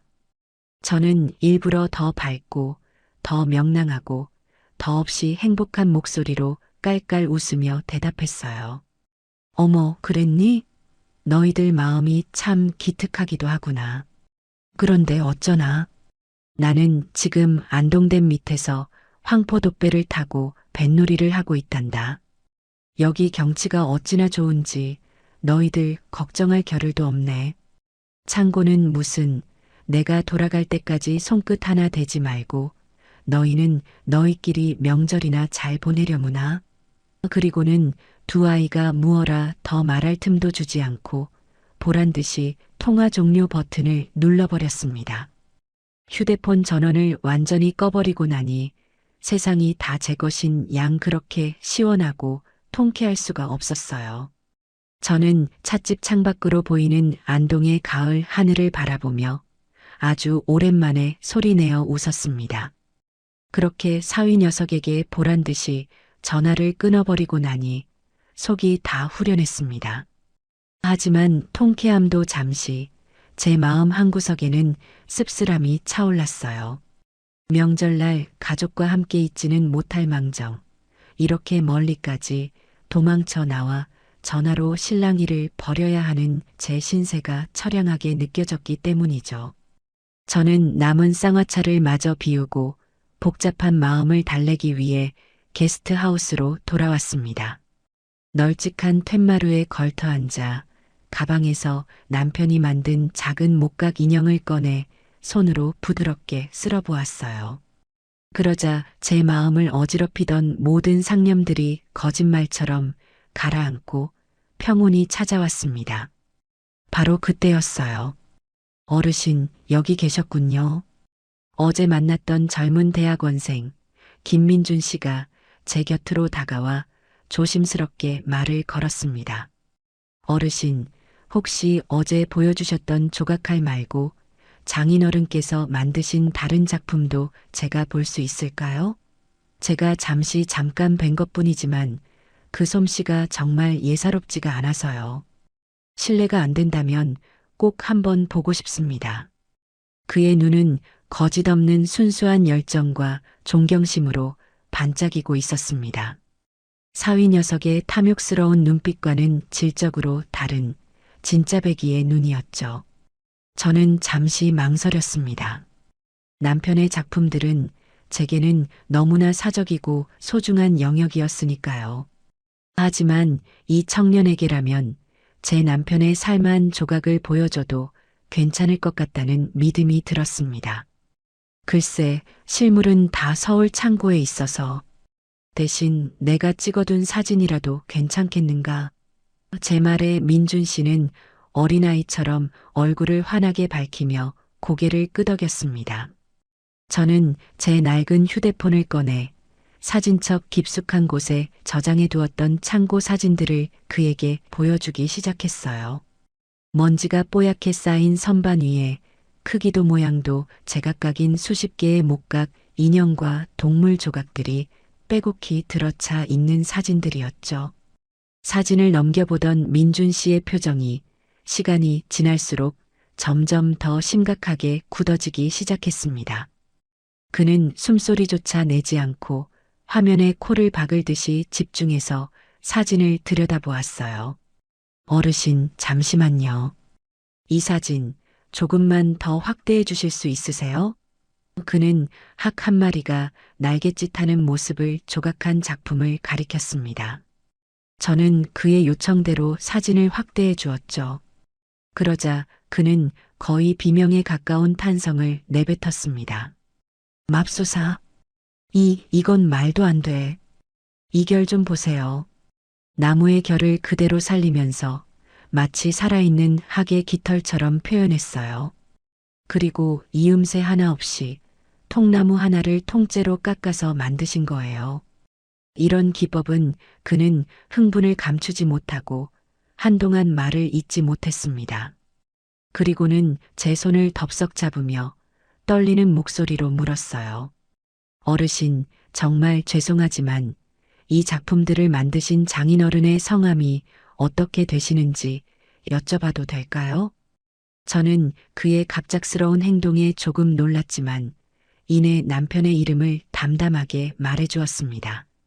제 대답을 들은 민준 씨는 마치 믿을 수 없는 이야기를 들은 사람처럼 얼굴이 하얗게 질려버렸어요. 역시 그랬군요. 그는 혼잣말처럼 중얼거리더니 제게 그동안 자신이 연구해왔던 놀라운 이야기를 들려주기 시작했습니다. 그의 말에 따르면 제 남편은 수십 년 전 한국 현대 목공예계의 혜성처럼 나타났다가 어느 날 갑자기 모든 활동을 중단하고 홀연히 사라져버린 비운의 천재 장인이었습니다.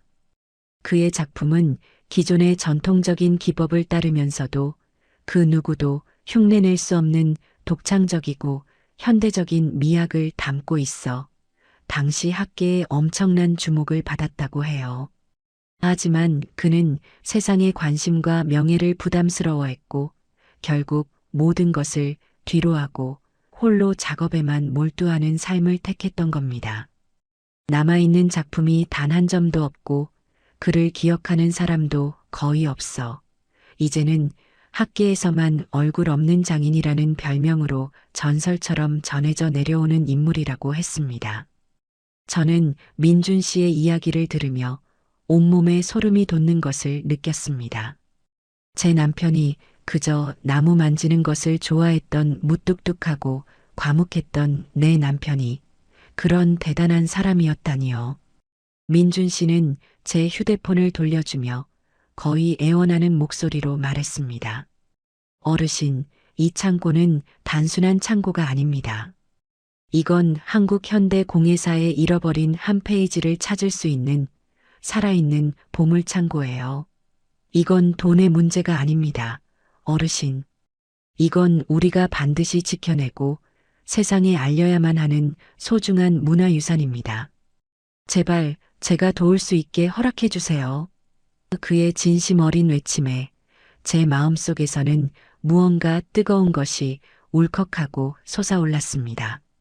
그동안 사위 녀석에게 시달리며 느꼈던 서름과 분노가 이 젊은 청년의 진심 앞에서 눈 녹듯이 사라지고 가자리에 남편에 대한 자랑스러움과 긍지가 차오르기 시작했어요. 저는 그날 제 남편의 유산을 지키기 위한 아주 중요한 결심을 하게 되었습니다. 명절 연휴가 끝나고 저는 새로운 결심과 함께 서울로 돌아왔습니다. 안동에서 보낸 며칠 동안 민준 씨는 제게 남편의 작품 세계가 얼마나 위대한 것인지 그리고 그것을 지켜내는 것이 얼마나 중요한 일인지에 대해 열정적으로 설명해 주었어요. 저는 더 이상 사위 녀석의 탐욕을 피해 도망 다니는 나약한 늙은이가 아니었습니다. 저는 이제 위대한 예술가의 유산을 지키는 단 한 사람이자 가장 강력한 수호자였죠. 집에 돌아오자마자 저는 창고 문에 육중한 자물쇠를 하나 더 채웠습니다.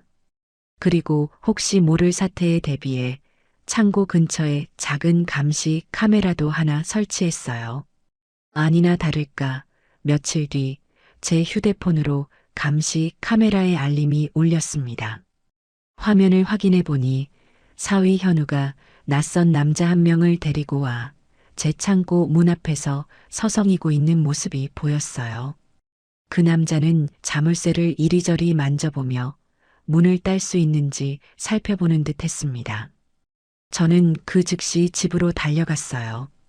제가 집에 도착했을 때 현우는 그 낯선 남자와 함께 창고 문을 억지로 열려고 낑낑대고 있었습니다. 제 기척을 느끼고 돌아선 두 사람의 얼굴에는 당혹감이 역력했죠. 지금 내 집에서 무슨 짓들을 하고 있는 거야? 제 불호령에 현우가 뻔뻔하게도 웃으며 둘러댔습니다. 아이고, 장모님. 오셨어요? 마침 창고 문이 낡아서 삐걱거리길래 제가 잘 아는 수리 기사님 모시고 와서 손 좀 봐드리려고 했죠. 저는 기가 막혀 헛웃음을 쳤습니다. 수리? 내가 보기엔 문을 부수려고 하는 것 같은데. 당장 내 집에서들 나가. 저는 두 사람을 호통쳐서 내쫓았습니다. 딸 지수는 옆에서 어쩔 줄 몰라 하며 엄마 미안해. 현우 씨가 그냥 전문가한테 한번 보여주기만 하자고 해서 라며 발만 동동 굴렀어요. 저는 그런 딸을 차갑게 외면했습니다. 그날 이후 우리 집에는 냉랭한 기운만이 감돌았죠.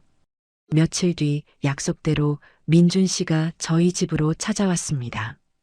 그의 옆에는 희끗희끗한 머리에 기품 있는 인상을 가진 노신사 한 분이 함께였어요. 민준 씨는 그분을 자신의 지도 교수이자 국내 최고의 권위를 자랑하는 민속학 박사님이라고 제게 소개했습니다. 저는 두 사람을 창고로 안내했어요. 창고 문이 열리고 수십 년간 잠들어 있던 남편의 작품들이 세상에 다시 모습을 드러내는 순간, 박사님은 입구에 멈춰 서서 한동안 아무 말도 하지 못했습니다. 그는 마치 신성한 공간에 들어선 순례자처럼 경건한 표정으로 창고 안을 둘러보았어요. 그리고는 가장 가까이에 있던 작은 나무 기러기상 앞으로 다가가 조심스럽게 그것을 손에 들고 감탄사를 내뱉었습니다. 세상에, 이게 바로 전설로만 듣던 그분의 작품이군요. 이 간결하면서도 힘있는 칼자국, 나무의 본성을 거스르지 않으면서 그 안에 생명력을 불어넣는 솜씨라니 정말 위대합니다. 박사님은 어린아이처럼 흥분해서 작품 하나하나를 가리키며 제게 그 예술적 가치에 대해 설명하기 시작했습니다. 저는 그의 설명을 들으며 제 남편이 남긴 이 유산이 제가 생각했던 것보다 훨씬 더 대단하고 소중한 것임을 다시 한번 깨달을 수 있었어요. 바로 그때였습니다. 누구신데 남의 집 창고에 함부로 들어와서 소란이십니까?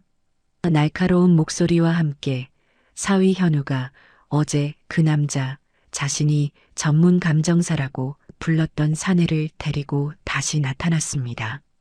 제 허락도 없이 제가 없는 틈을 타 기어코 다시 찾아온 것이었어요.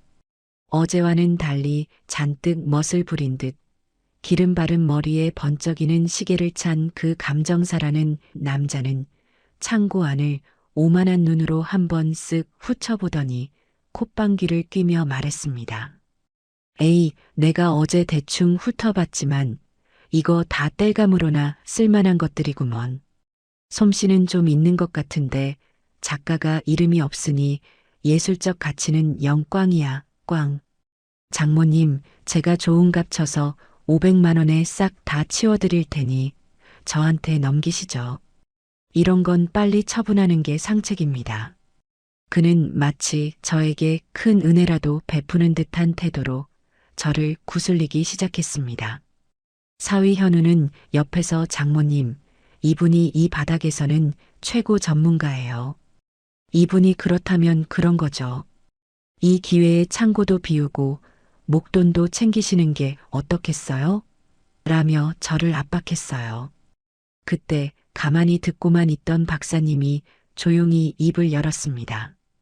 그의 목소리는 나직했지만 그 안에 담긴 권위는 그 누구도 거스를 수 없을 만큼 단단했어요. 선생, 함부로 말하지 마시오. 당신이 지금 땔감이라고 말한 그것들이 어쩌면 국보급 문화재가 될 수도 있는 이 나라의 귀한 보물들이요. 박사님의 말에 감정사라는 남자의 얼굴이 순간 굳어졌습니다. 박사님은 아랑곳하지 않고 그에게 물었습니다. 감히 묻겠는데 선생은 어느 협회 소속이요? 내가 이 바닥에 평생을 몸담아 왔지만 당신처럼 귀한 것을 보고도 땔감 운운하는 안목 낮은 사람은 본 기억이 없는데.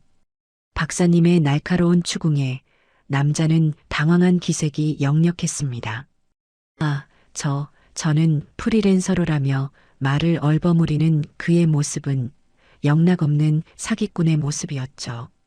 그제야 현우도 무언가 잘못되었다는 것을 깨달았는지 얼굴이 흙빛으로 변하기 시작했습니다. 박사님은 더 이상 그에게 관심도 없다는 듯 다시 작품들을 향해 몸을 돌렸습니다. 그리고는 창고 안의 작품들이 지닌 예술적 가치와 역사적 의미를 마치 강연이라도 하듯 하나씩 설명하기 시작했어요. 진짜 전문가의 등장 앞에 가짜 감정사와 속물사위는 완전히 압도당하고 말았습니다. 박사님의 열정적인 설명은 1시간 넘게 이어졌습니다. 그는 제 남편의 작품들이 어떻게 전통적인 조각 기법을 계승하면서도 서구의 모더니즘을 독창적으로 결합시켰는지, 그리고 그 시대의 아픔과 희망을 어떻게 나무라는 진료 안에 섬세하게 녹여냈는지에 대해 막힘없이 설명했어요. 그의 설명을 듣고 있으니 무뚝뚝하고 과묵하기만 했던 제 남편이 마치 위대한 예술가처럼 새롭게 보였습니다. 설명을 듣는 내내 딸 지수는 부끄러움과 죄책감에 고개도 들지 못했고 사기꾼 감정사는 어느새 슬그머니 자취를 감춘 뒤였어요. 하지만 제 사위 현우의 반응은 제 예상을 완전히 벗어났습니다. 그는 작품의 예술적 가치나 역사적 의미에는 전혀 관심이 없다는 듯 박사님의 설명이 끝나기 무섭게 끼어들었습니다. 그의 눈은 탐욕으로 번들거리며 오직 한 가지에만 꽂혀 있었죠. 그래서요, 교수님. 그래서 그 가치가 대략 돈으로 환산하면 얼마나 된다는 말씀이십니까? 억 단위는 되는 겁니까? 그 순간 창고 안의 모든 공기가 차갑게 얼어붙었습니다. 박사님은 더 이상 말할 가치도 없다는 듯 경멸적인 표정으로 현우를 한번 쳐다보고는 고개를 돌려버렸고 딸 지수는 여보 제발 그만해 라며 남편의 옷소매를 잡아 끌었습니다. 저는 그 모습을 보며 이 아이는 끝까지 변하지 않겠구나 하는 깊은 절망감을 느꼈어요. 저는 그 자리에서 모두가 들을 수 있는 단호한 목소리로 선언했습니다. 정서방, 그리고 여기 계신 분들 모두 잘 들으세요. 이 창고에 있는 물건들은 내 눈에 흙이 들어가기 전까지는 단 한 점도 팔지 않을 겁니다. 이건 당신들이 생각하는 것처럼 돈이 되는 물건이 아니에요.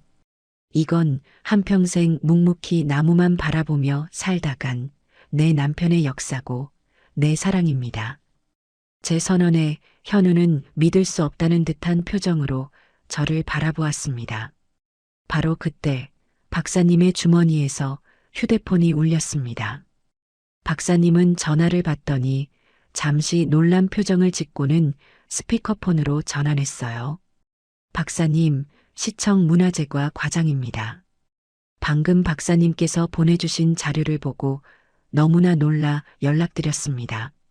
그 장인어른의 작품들이 정말로 다 현존하고 있단 말입니까? 박사님은 저를 한번 쳐다보고는 그렇습니다.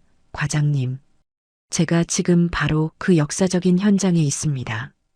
라고 대답했습니다. 수화기 너머의 목소리는 흥분을 감추지 못하고 말을 이었어요. 박사님, 저희 시의 오랜 수건 사업이었던 시립박물관 건립이 내년에 완공됩니다. 혹시 유족분께서 동의해 주신다면 저희가 그분의 작품들을 기증받아 박물관 내에 특별 전시관을 만들어 영구히 보존하고 그 위대한 업적을 기리고 싶습니다. 물론 기증 절차에 따른 합당한 보상과 예우는 저희 시에서 책임지고 약속드리겠습니다. 시청의 공식적인 제안이었습니다. 제 남편의 이름으로 된 영원히 사라지지 않을 전시관. 그것은 사위 녀석이 그토록 원했던 돈과는 비교도 할 수 없는 제 남편의 삶 전체를 인정해주는 최고의 명예였습니다. 박사님은 전화를 끊고 탐욕에 찬 눈으로 결과를 기다리던 현우를 향해 말했습니다. 들었는가? 이 작품들은 시장에서 거래될 물건이 아니란 말일세. 이건 우리 모두의 역사고 돈으로 살 수 없는 가치를 지닌 문화유산이란 말이야. 그 순간 사위 녀석의 얼굴이 절망으로 일그러지는 모습을 저는 똑똑히 보았습니다. 그것이 바로 제가 그에게 날릴 수 있는 가장 통쾌하고 완벽한 한방이었습니다. 시청 문화재과의 공식적인 제안이 있고 난 뒤 우리 집은 한동안 기자들과 방송국 사람들로 북적였습니다. 그 모든 소란이 잠잠해지고 난 어느 날 저녁이었어요. 저는 늦은 저녁을 먹고 거실 소파에 앉아 멍하니 텔레비전을 보고 있었습니다. 화면에서는 온갖 화려한 것들이 쉴 새 없이 지나갔지만 제 눈에는 아무것도 들어오지 않았죠. 바로 그때 딸 지수가 조용히 제 방문을 열고 들어왔습니다. 잔뜩 헬쑥해진 얼굴로 제 앞에 와서 아무 말도 못하고 그저 고개만 푹 숙이고 서 있더군요. 저는 아무 말 없이 리모컨으로 텔레비전을 끄고 제 옆자리를 손으로 툭툭 쳤습니다. 지수는 제 옆에 와서 죄인처럼 무릎을 꿇고 앉았어요. 한참 동안이나 우리 모녀 사이에는 무거운 침묵만이 흘렀습니다. 먼저 그 침묵을 깬 것은 딸이었습니다. 엄마, 미안해. 그 한마디를 내뱉는 지수의 목소리는 물기에 젖어 심하게 떨리고 있었어요. 저는 대답 대신 그저 딸의 어깨를 가만히 쓸어주었습니다.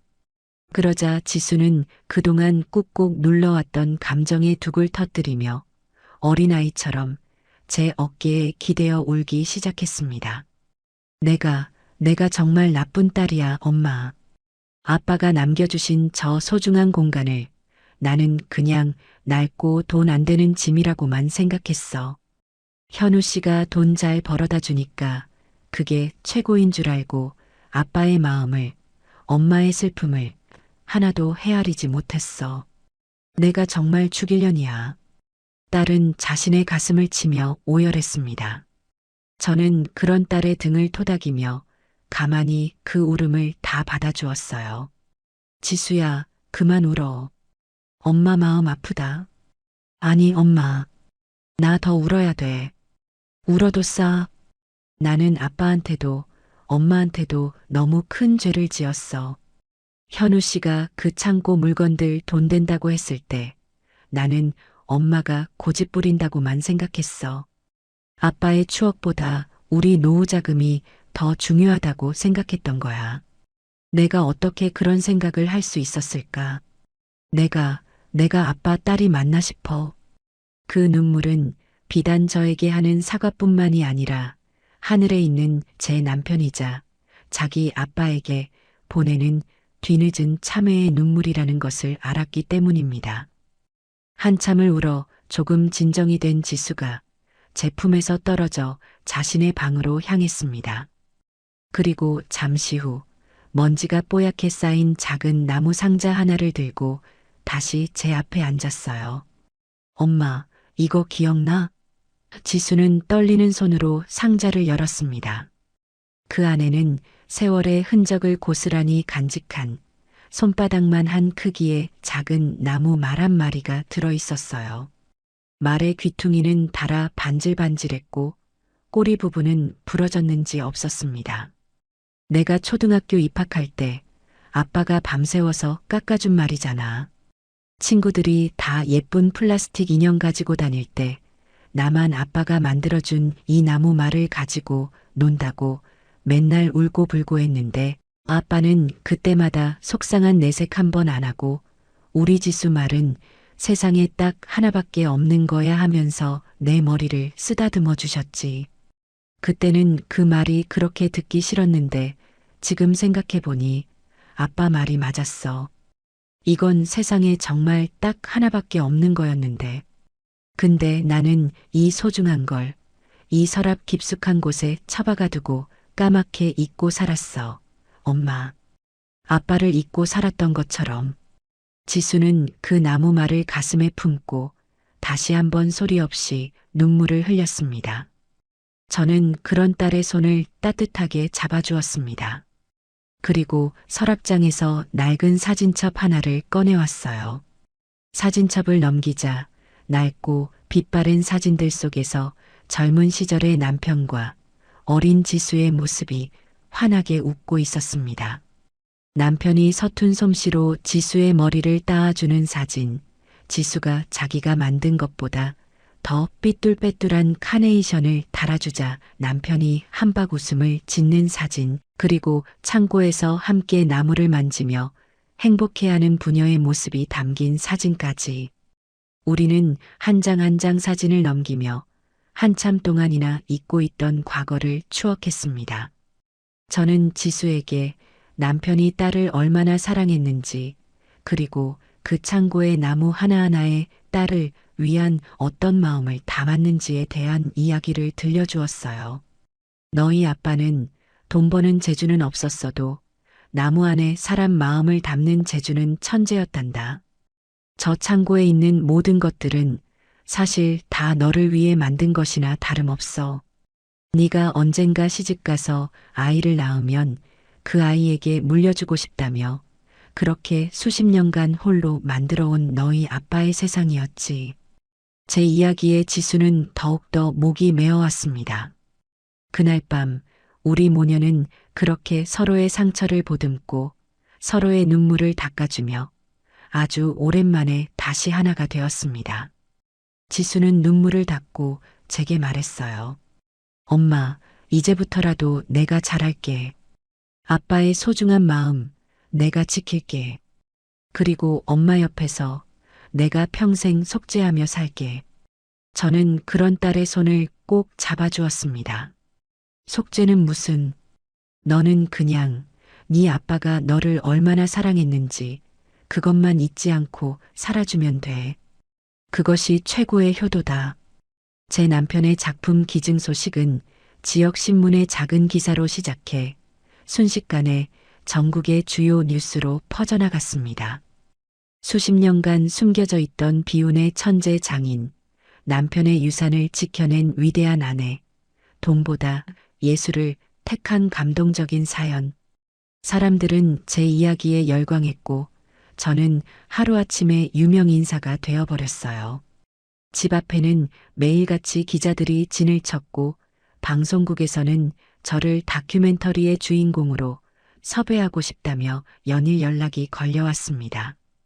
저는 그 모든 관심이 부담스러워 대부분 거절했지만 민준 씨와 박사님의 간곡한 설득에 제 남편의 예술 세계를 올바르게 알리는 일에만큼은 기꺼이 협조하기로 했습니다. 한 번은 젊은 여기자가 저희 집으로 찾아와 저와 긴 인터뷰를 가졌어요.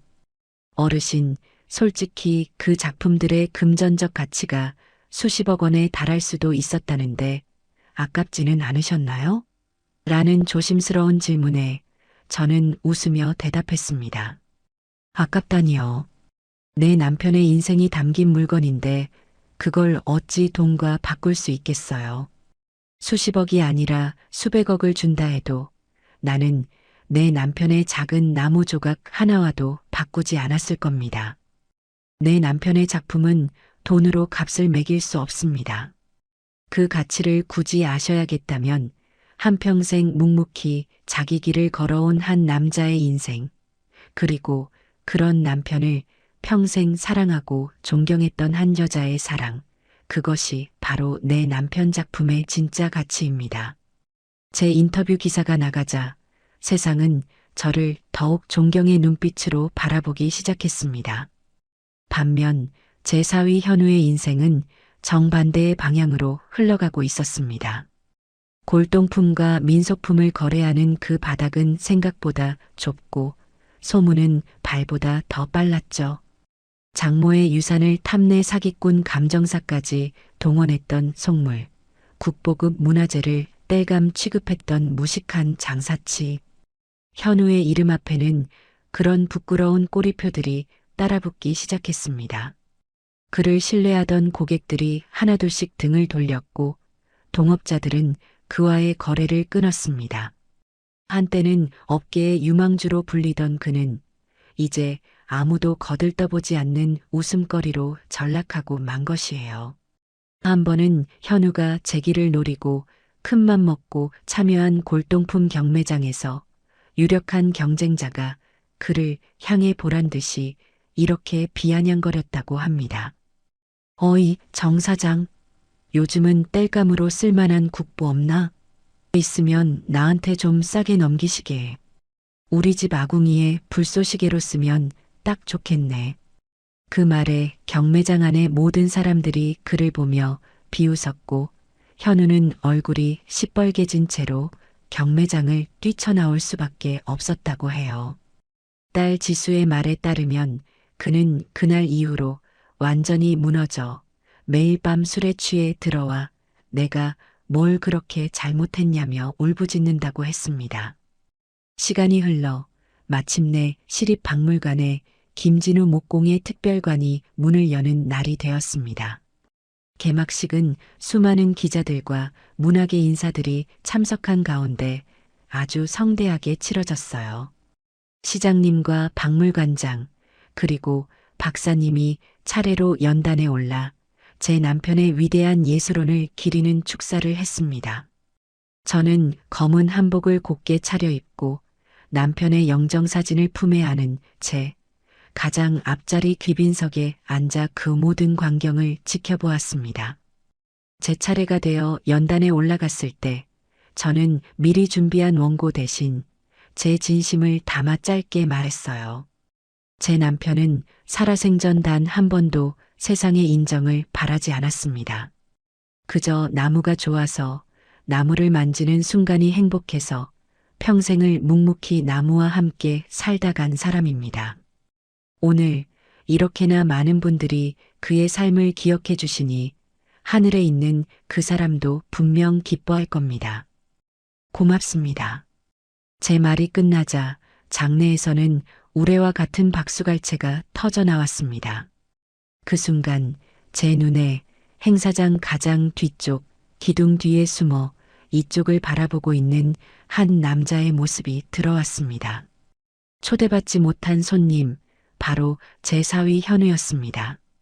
예전에 그 번지르르한 모습은 온데간데 없고 잔뜩 주눅이 든 초라한 모습으로 그는 차마 안으로 들어오지도 못하고 그저 멀리서 자신이 그토록 경멸했던 장인의 영광을 쌉쓸하게 지켜보고 있었습니다.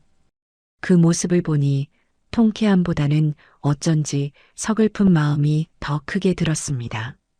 전시회가 성공적으로 막을 내리고 제 삶도 다시 평온을 되찾았습니다. 하지만 현우는 그 후로도 한참 동안 제 앞에 나타나지 못했어요.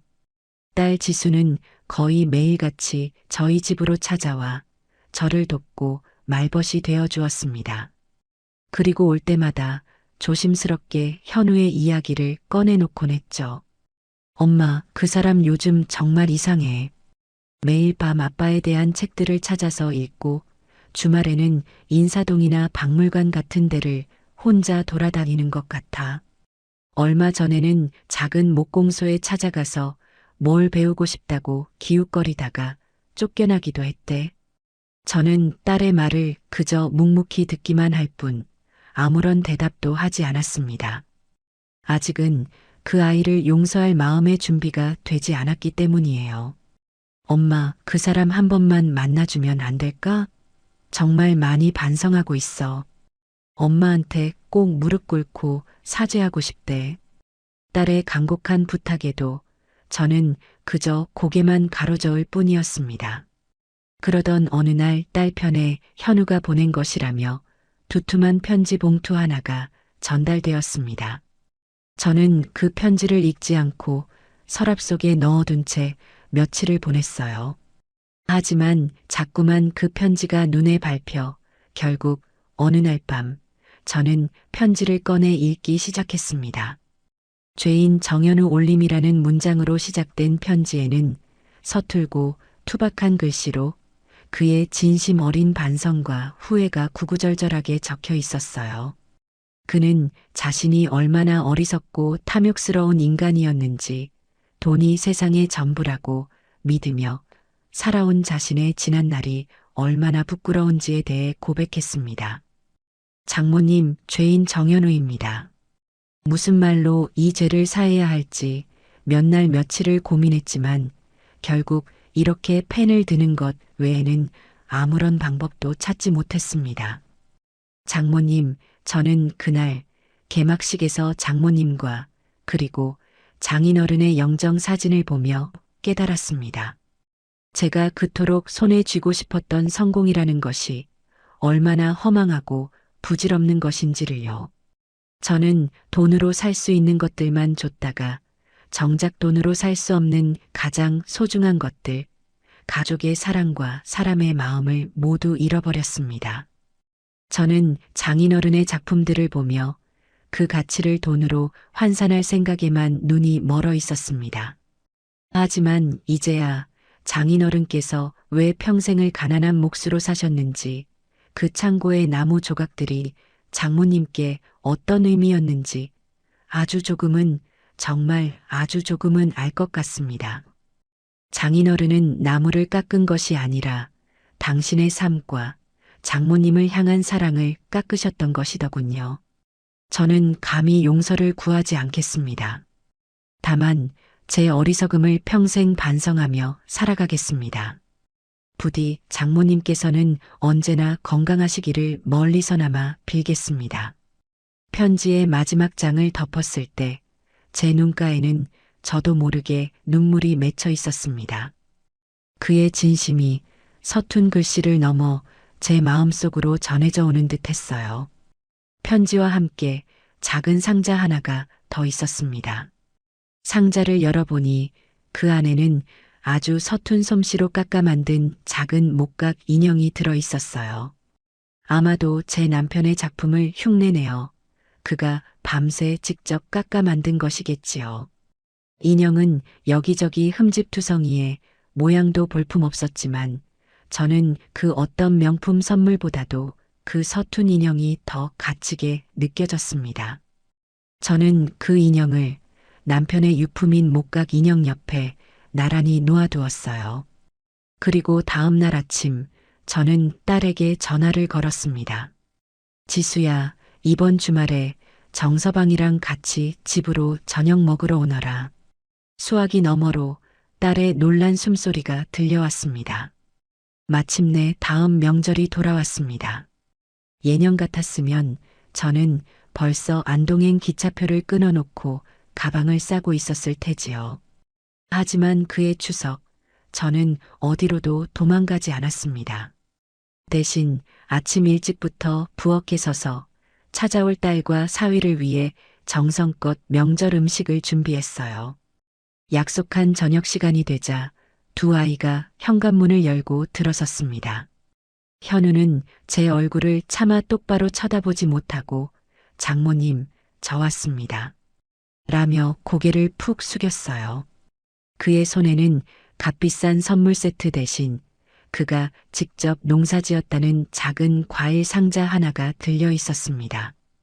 저는 아무 말 없이 어서 오너라. 고생 많았다. 라며 두 아이를 안으로 들였습니다. 집에 들어온 현우는 거실에 앉지 않고 잠시 망설이더니 제게 조심스럽게 물었습니다. 장모님, 혹시 창고에 잠시 들어가 봐도 되겠습니까? 저는 말없이 고개를 끄덕였어요.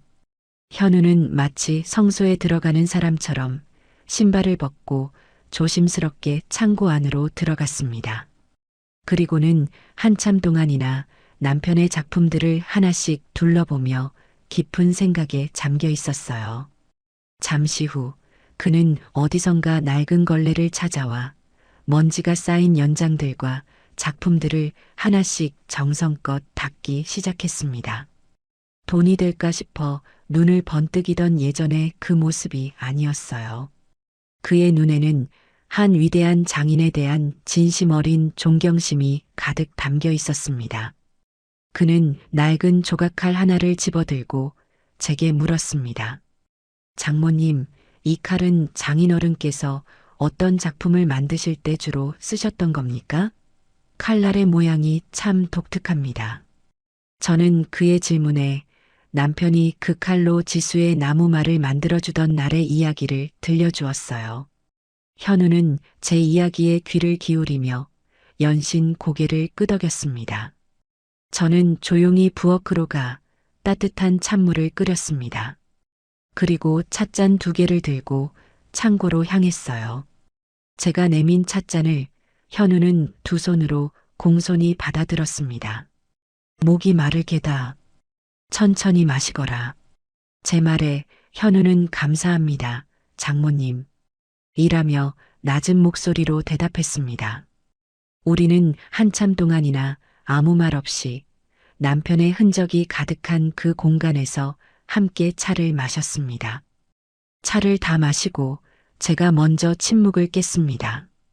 정서방, 다음 명절에는 우리 다 같이 안동에 한번 가세.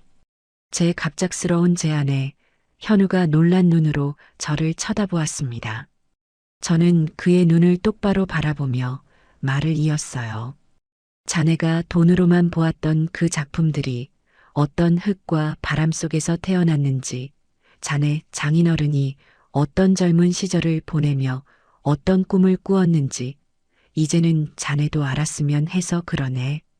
그 사람의 진짜 이야기를 내가 하나씩 다 보여주고 싶네. 제 말이 끝나자마자 현우의 눈에서 뜨거운 눈물이 후두둑 떨어져 내렸습니다. 그는 아무 말도 하지 못하고 그저 어린아이처럼 고개를 숙인 채 어깨를 들썩이며 울기만 했어요. 저는 그런 사위의 어깨를 처음으로 따뜻하게 두드려 주었습니다. 그날 밤 우리 집에서는 아주 오랜만에 온 가족의 웃음소리가 밤늦도록 끊이지 않았어요. 그렇게 저의 길고 길었던 명절 탈출기는 마침내 막을 내렸습니다.